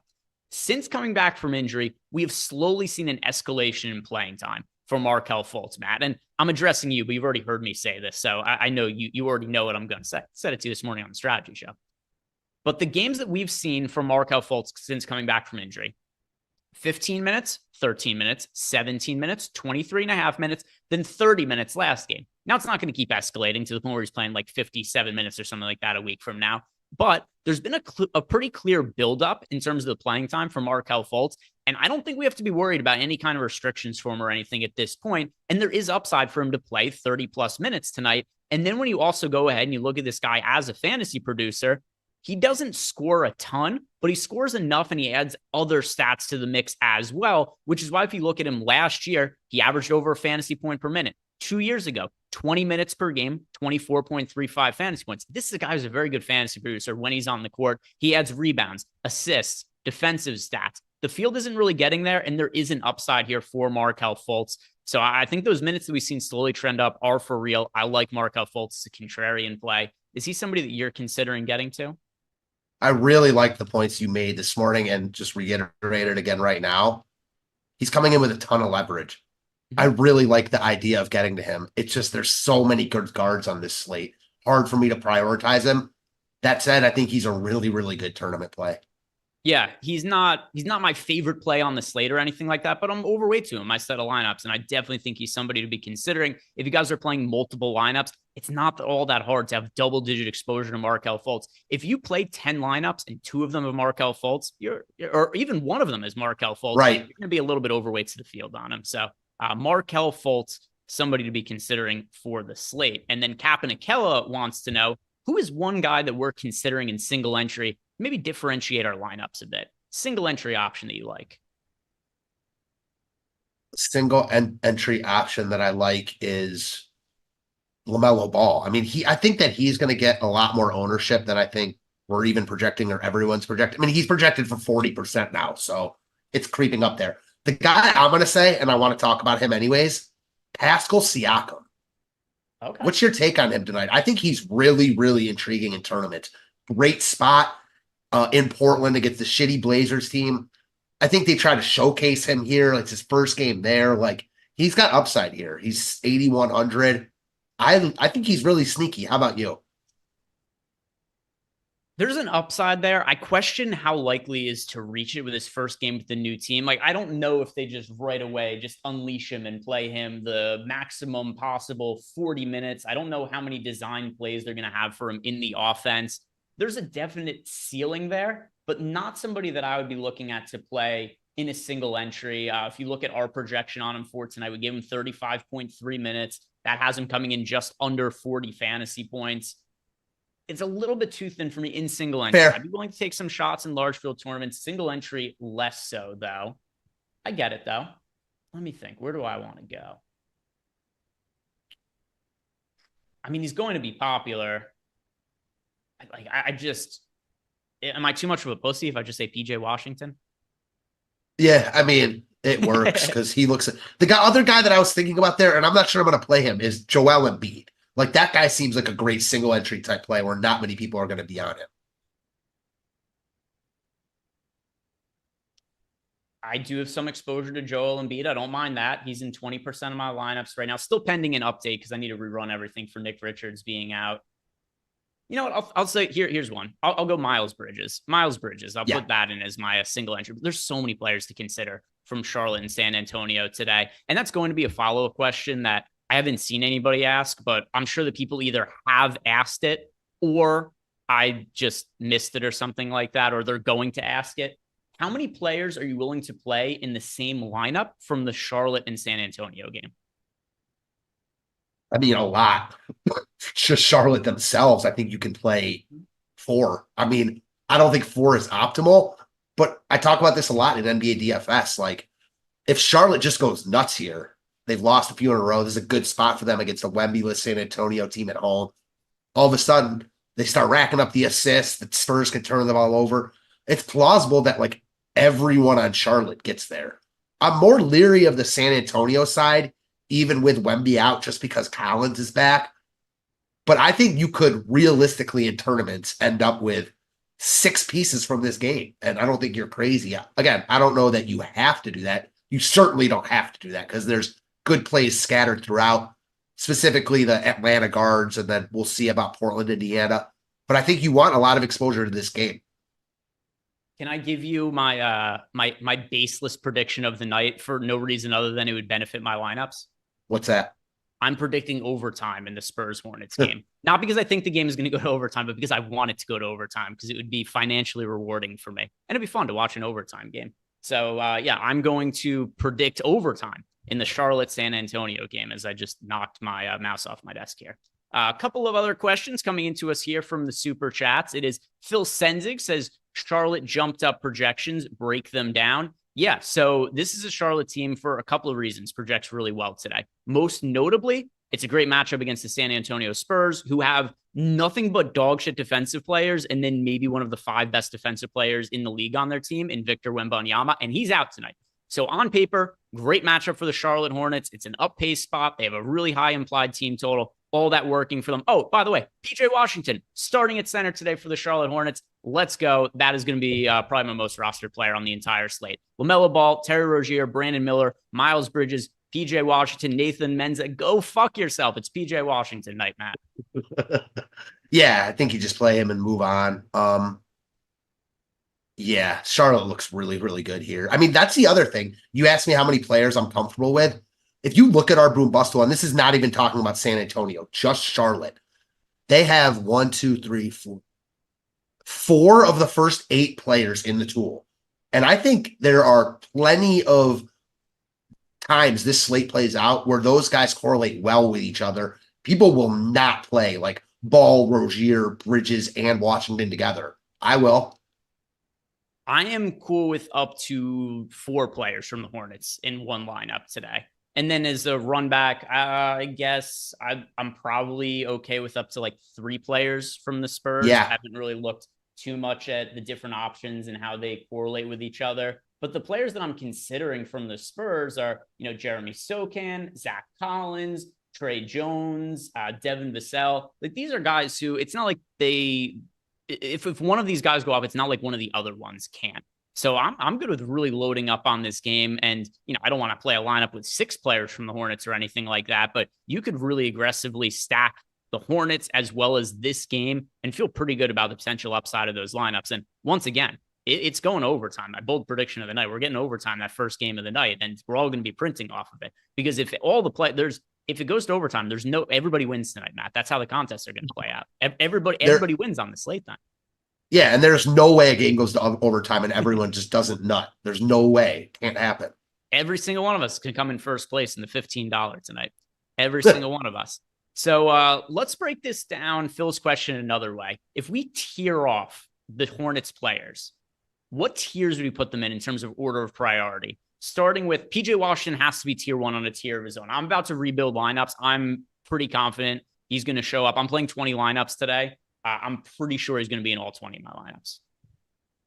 Yeah, I think Washington is tier 1, but LaMelo is close. Like, he's also underpriced, and you know what you're getting with LaMelo. Like, PJ Washington, there's still some it's still PJ Washington. He's in a great spot. He's too cheap. He's starting at center. He looks like a great play. But I, think LaMelo Ball is close. And then Rozier and Bridges, like, they both look really good because they're so cheap. So I'm going to go PJ Washington tier 1, tier of his own. Power forward center, $5,100 here, tier 1. Tier 2 for me is going to be LaMelo. Tier 3, that is where I go to Terry Rozier, Miles Bridges, and then it's everybody else beyond that. Makes sense. Yeah, so that's going to be my breakdown of Charlotte. Phil, thank you very much for the super chat. Then James Magruder wants to know best play at each position, as well as our overall favorite cheap option. Overall favorite cheap option is PJ Washington now. Don't really have too much doubts about that. As for my favorite players at each position, point guard for me is actually fairly tight between LaMelo Ball and DeJounte Murray, but I'm going to go towards LaMelo Ball. Matt, overall favorite point guard for you on the slate? LaMelo Ball. LaMelo Ball for you. Shooting guard for me, I'll go with another tight one. I'm going to go with Bogdanovich, also between Bogdanovich and DeJounte Murray. But DeJounte Murray, 2 positions here where he is going to be the bridesmaid and not the bride. Bogdanovich for me at shooting guard. I'm going to go Terry Rozier, and I'm going to base this off. I know he's projected for 40% ownership, and he might get there because he's so cheap. But I just can't see, like, there's so many good guard plays on this slate, and people are going to be rostering LaMelo. And I don't think a lot of people, obviously the Sims are going to do what they do, but people hand building aren't going to want to play those two together. So like in single entry, higher dollar type stuff, I like Rozier a lot with LaMelo. Okay, so there we've got Terry Rozier for you at shooting guard. I went with Bogdanovich. Small forward for me. I don't really have one guy that I really like over everybody else at small forward. Do I want to do it? Do I want to say the name? Jimmy Butler at small forward. And we've got Jimmy Butler here in a pretty good matchup against the Hawks. We talked about it a little bit this morning, but now here's something that'll happen as I start to get more condensed chalk in my lineups. And a lot of my other lineups in the Sims, if I'm going to have, or I should say other players filling on my lineups outside of the chalk, is there going to be some individual players that don't project for as much ownership to make them, a little bit lesser owned. And that's where I think Jimmy Butler comes into play at $7,600 on this. Like, give me Jimmy Butler at small forward. Yeah, he's too cheap also. Small forward is the weakest position in my mind. He is my favorite. I'm not getting there. I do think Chuma Okeke is one of the better value plays, just straight punt plays on the slate at 4,200. Power forward, I'm going to take Jeremy Sochan here, who is, I think he's been eligible at every single position on DraftKings this year, but center. And his position's different. At like a week ago, he was a point guard small forward. Now he's only power forward. But Sochan for me at power forward. Give me PJ Washington.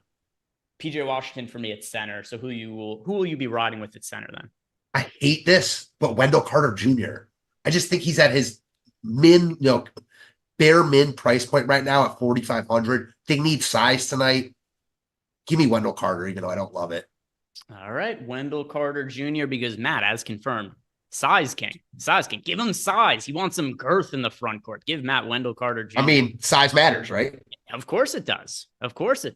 Contrary to what some ladies have told me over the years. But True Rages has left us another super chat here. This one, he wants to know, who are our cash game locks for DK? Honestly, it is a lot of the guys that we just went over, but add to it DeJounte Murray, somebody who I think you should be playing in cash games. Onyeka Okongwu, somebody should be playing in cash games. But then other guys, Bogdanovich, Sochan, PJ Washington, almost built out the entire lineup for you. But those are all guys that you should absolutely be playing in cash games tonight. DC24 wants to know, can we talk about Austin Reeves as a pivot off of D'Angelo Russell on DraftKings? So D'Angelo Russell, I'm going to be a little bit underweight to the field too. Not that I have any issue with him, just he's picking up a good amount of ownership. And there's a lot of other guards that I like getting to, like LaMelo Ball, DeJounte Murray, Trey Jones. So I'm finding it a little hard to get to the ownership the field has on D'Angelo Russell. I don't think you need to play Austin Reeves as a direct pivot. You could just play Jones, Murray, LaMelo Ball. What do you make of D'Angelo Russell today? Who, by the way, I have exposure to him. He's my 4th most rostered point guard. I just have more exposure to other guys over him. And because of his ownership, I'm a little bit underweight.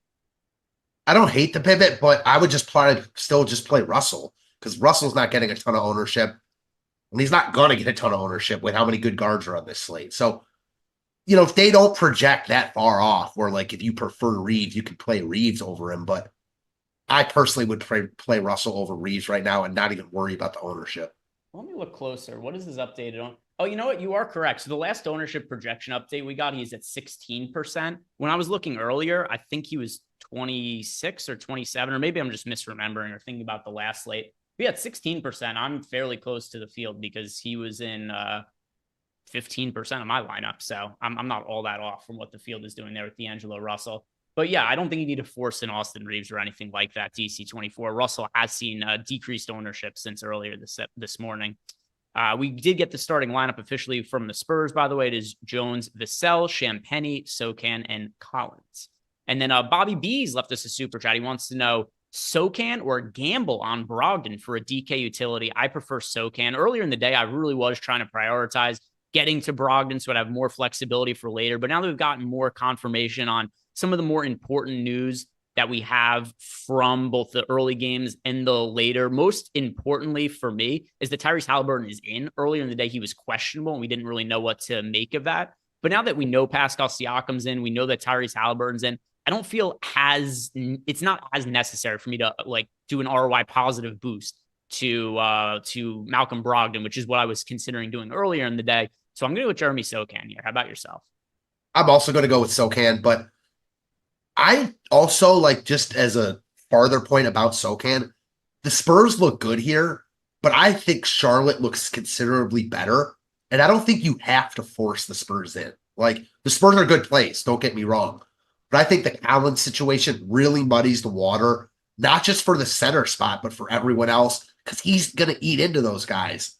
I personally prefer the Charlotte side much more, and I have no issue playing a couple Charlotte guys or more and not even running it back, just because there are a bunch of good guards on this slate, or a bunch of good plays on this slate. Now, as far as Brogdon goes, I'm with you. We no longer have the possibility of McConnell being a play, so it crosses out like your ultimate need for that spot. Brogdon himself looks great if Simons is out. He's fine if Simons is in, but here's 4 guards I like more than him right now. LaMelo, Rozier, Bogdanovich, Murray. So that's 4, and then there's obviously other guys like Markelle Fultz, et cetera, that you could play. So I don't think you have to do it, and I prefer Sochan as of right now. Yeah, and there's still room to play Malcolm Brogdon. I'm just not going to go out of my way to jam Brogdon. Like, whatever I get to Brogdon, which is going to be some exposure to him, I'm just going to take it. I'll play it. Later on in the day, if we do happen to get Anthony Simons out, I will be running my lineups through the late swap tool to get myself to more of Malcolm Brogdon. But as things stand right now, I really do like that first game on the night, and it's something that I'm trying to prioritize getting exposure to. Let's get into our Discord channel to see what questions we have there. And one of the perks being a Stochastic member, as we always say here, is you get access to our Discord channel. You can sign up for Stochastic package using any of the links we have below. The most affordable package is the lineup generator package, which is also great for newer DFS players because lineups built for you. You get access to our Discord. We also got ownership projections and player projections. That's included in the lineup generator. So when you build a lineup, you could change different players, individual ones based on the data we have on the site, like the player projections and ownership projections, to customize some of the lineups as you see fit, in less than $15 when you sign up for the lineup generator package. But let's go ahead and start to look at some of those other Discord questions. We answered the one from Capanakella before, and here we've got one from Kevin Cash App, asked if we like Fultz. Hit on Markelle Fultz, but yeah, I think he's a good contrarian play. Not like my favorite overall point guard on the slate, but one that's fairly easy to get overweight to the field too. And then Mr. Cool Cam wants to know favorite cash game plays at each position on FanDuel. Yeah, I'll pull up my FanDuel lineups that I have built here. Did you build lineups for FanDuel at all, or just DK? Just DK. Real quick on Fultz, though. Yeah. If he were not only point guard eligible, I would love him today. There is basically no one under 5K I would like more than him than Fultz, than himself. But with how many guards I like, it's hard to get there. So that's my take. Yeah, understood. Let's see. What is the next question here? All right, it was Mr. Cool Cam. Favorite players at each position on FanDuel. Didn't specify cash, just said overall favorite players. Yeah. So point guard for me, DeJounte Murray. Shooting guard for me, that is Bogdan Bogdanovich. Small forward, Miles Bridges. Power forward, that is going to be Zion Williamson for me over on FanDuel. And then center, our guy PJ Washington, who we've been talking about quite a bit here. Next one here is from Eric M., who wants to know, what is our favorite single entry value plays to fit in Embiid? It's PJ Washington, Jeremy Sochan, Chuma Okeke is somebody who Matt had mentioned before. He's fairly cheap. Any other really cheap guys that you would be prioritizing? Those guys and Wendell Carter are the guys I like. Okeke and Carter, I don't like, but they're just priced at a point where they're playable for me because there isn't a ton of value on this slate. The Spurs Hornets guys are a little more expensive, but are the better plays. All right, doing one more update of my lineups before lock here. So I have that running in the background while we answer some more of these questions. Clyde has a question for you, Matt, not for me. It says for you. I'm trying to point at you in my thing here, and I'm pointing in the wrong direction because I got screwed up with the way that's kind of inverse when you look at the camera. I've been doing this for forever, and I still can't figure anything out because I'm an idiot. But Clyde wants to know from you regarding Wendell Carter Jr., is your hypothesis that Wendell Carter Jr. is going to take back over as the starter, or just that he's going to play decent minutes with a reasonable price? And then he says that he thinks that Wendell Carter Jr. is going to be traded. That is the opinion there from Clyde. But he wants to know a little bit more. What is it that you like about Wendell Carter Jr.? So it's definitely a price play for me. I don't expect him to start tonight or really anytime soon with the way Goga's been playing. They're both really, really good defenders. I wouldn't be shocked if Carter's dealt because I think he could bring a nice chunk back, and they don't really need him right now with Goga. It's his price play for me. Like, he's at a price we'll probably never see again. This is his floor. He's not going to play a ton, but I think he's just a solid cog in the machine type fill-in play at 4,500. That's all it is. I don't think you need him by any means. Yep, I think that totally makes sense. Don't have any issues with that. I have not a significant amount, but a couple of lineups here with Wendell Carter Jr. At least I did before my last update. Maybe a couple of those could end up falling by the wayside because I'm just going to be locking in PJ Washington, I'm pretty sure. But let's see what we have for the next question. This one is from Four Prong Digger. He wants to know how many Hawks and Hornets are too many for single entry. Anything more than 4 is problematic, in my opinion. Of each or combined? I guess you can answer it both ways. So of each, it's definitely no more than 4. Combined, I mean, I guess you could have 8, but that's not where I would go. Like 6 combined, probably. Yeah, I don't really think of my lineups in terms of how many players am I willing to play from 2 teams that are not related to each other. They don't correlate. But individually, I'm okay with 4 players from the Hornets and probably 3 from the Hawks. So I guess I would say 7. In what I'm playing right now, and obviously things can change in the next 15 minutes, I have 4 Charlotte pieces, 2 Atlanta pieces. Yeah, I think that's a pretty reasonable way to have lineups built. Let's see what else we have. I think a couple of other super chats came in. Abby Schreier wants to know, is Mamu playable on FanDuel? That is a no from me. Mamu is not playable anymore with Collins in. Chris Williams wants to know, do we mind breaking down our favorite captain and value plays for the showdown contest tonight with the Lakers? And then he also gifted out 5 YouTube memberships. So Chris, thank you for gifting out the YouTube memberships. And yeah, I'm going to go ahead and build some lineups in our sims here for the showdown contest tonight. And then I will get back to you in a couple minutes when that's done running. And then James Magruder wants to know our favorite 4,700 or less play for utility, Matt. 4,700 or less, it's Wendell Carter for me. Yeah, let me think about who are all the guys that are under 4,700. 4,700. I'm going to go with Onyeka Okongwu. Onyeka Okongwu for me. So honestly, it would be Wendell Carter for me if he had power forward eligibility as well. Although we said utility. All right, so I'm going to say Carter. Yeah, I was looking at my exposure, so I went with Okongwu, but no, Wendell Carter, because he said the utility spot, so that doesn't matter. So Carter, I'll agree with you. Same page. Next question here is from JEW, who wants to know our favorite small forwards on DK. Said he feels the position is fairly weak tonight. Matt, who are we liking at small forward? I mentioned Jimmy Butler is my favorite overall guy earlier. I think Butler's the best spend-up-y guy because he's not expensive, but he's still spend-up. Small forward sucks, so whoever asked this question, I'm with you. It's Okeke for me, and I hate that, but I like spend-ups basically everywhere else. So give me Okeke. The one guy that I think is a big wild card in tournaments is Keldon Johnson.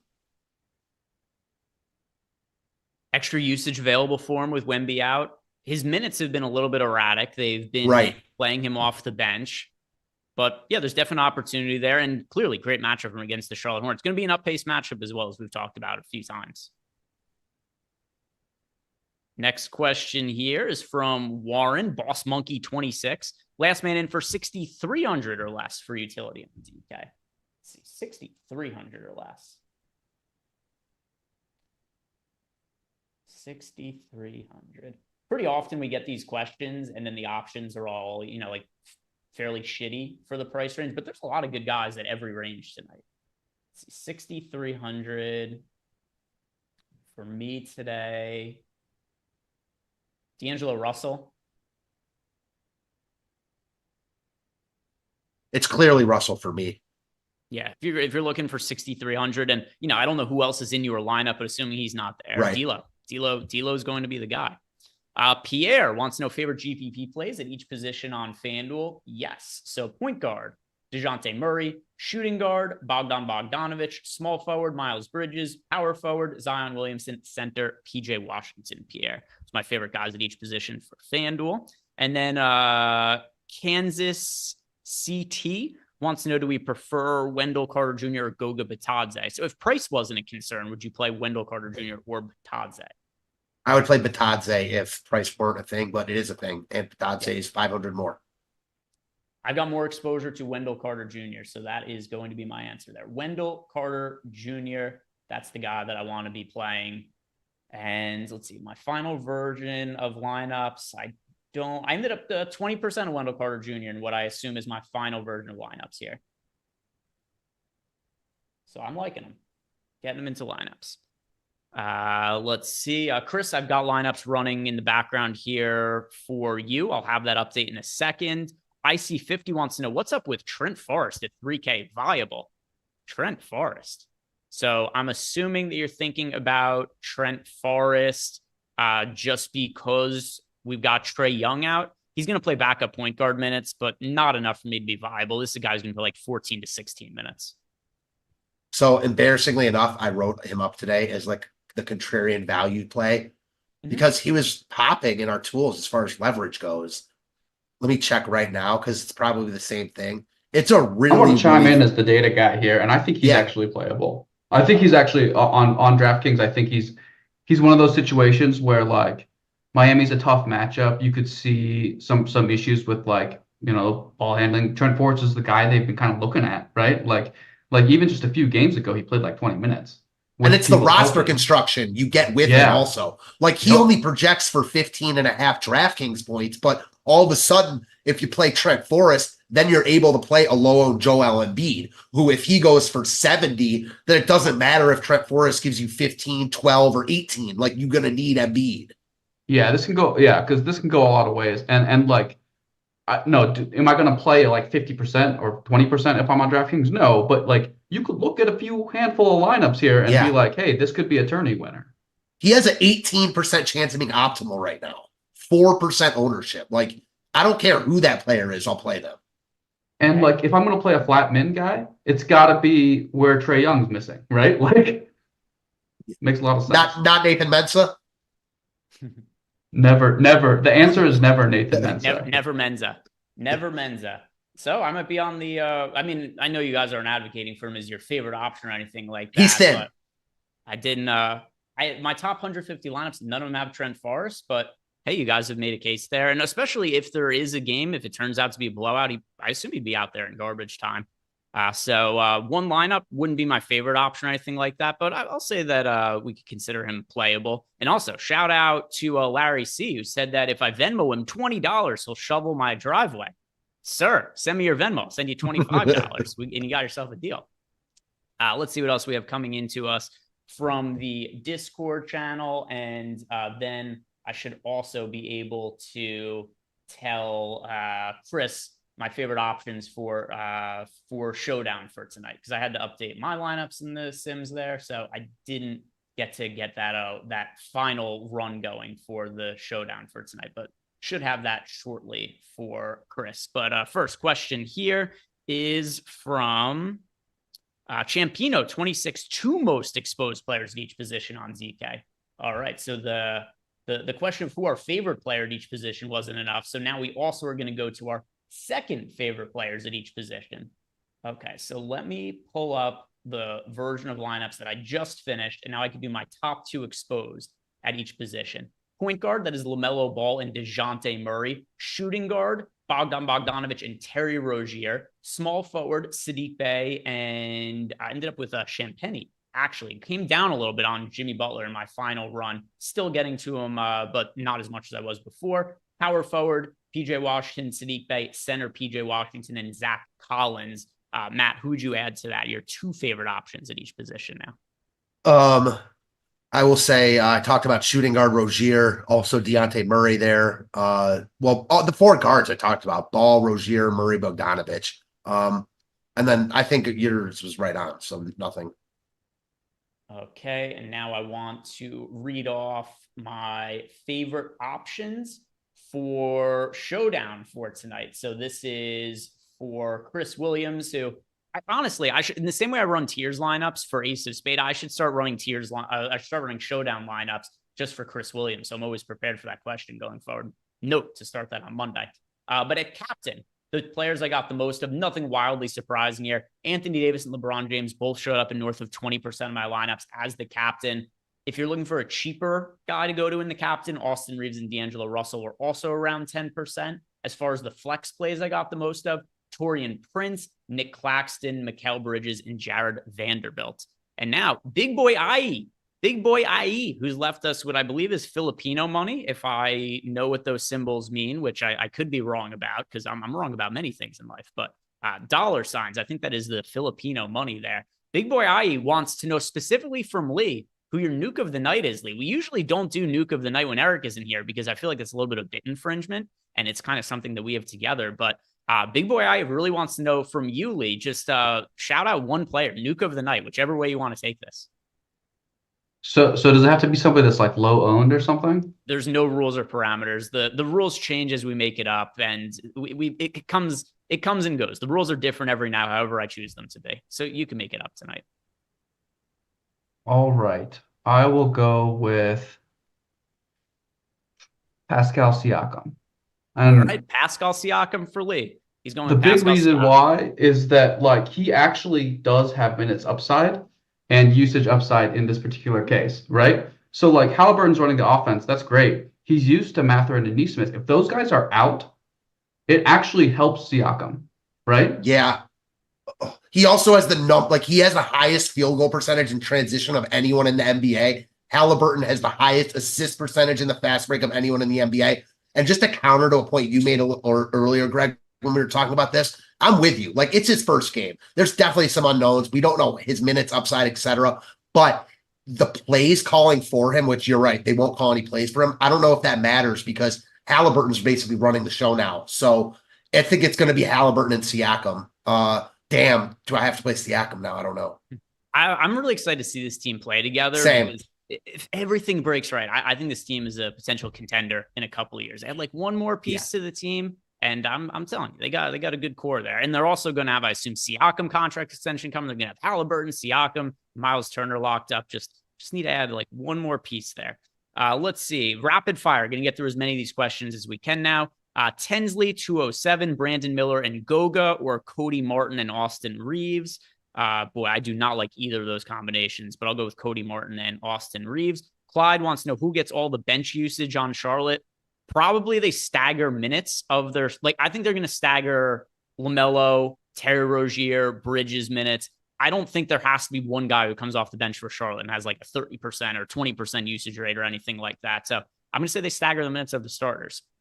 Next question is from Dominic Cubano, 25. Who are 3 players you'd boost up and 3 players you down boost in Sims for MME? If I had to up boost and down boost people right now, I would say in up boost to Malcolm Brogdon.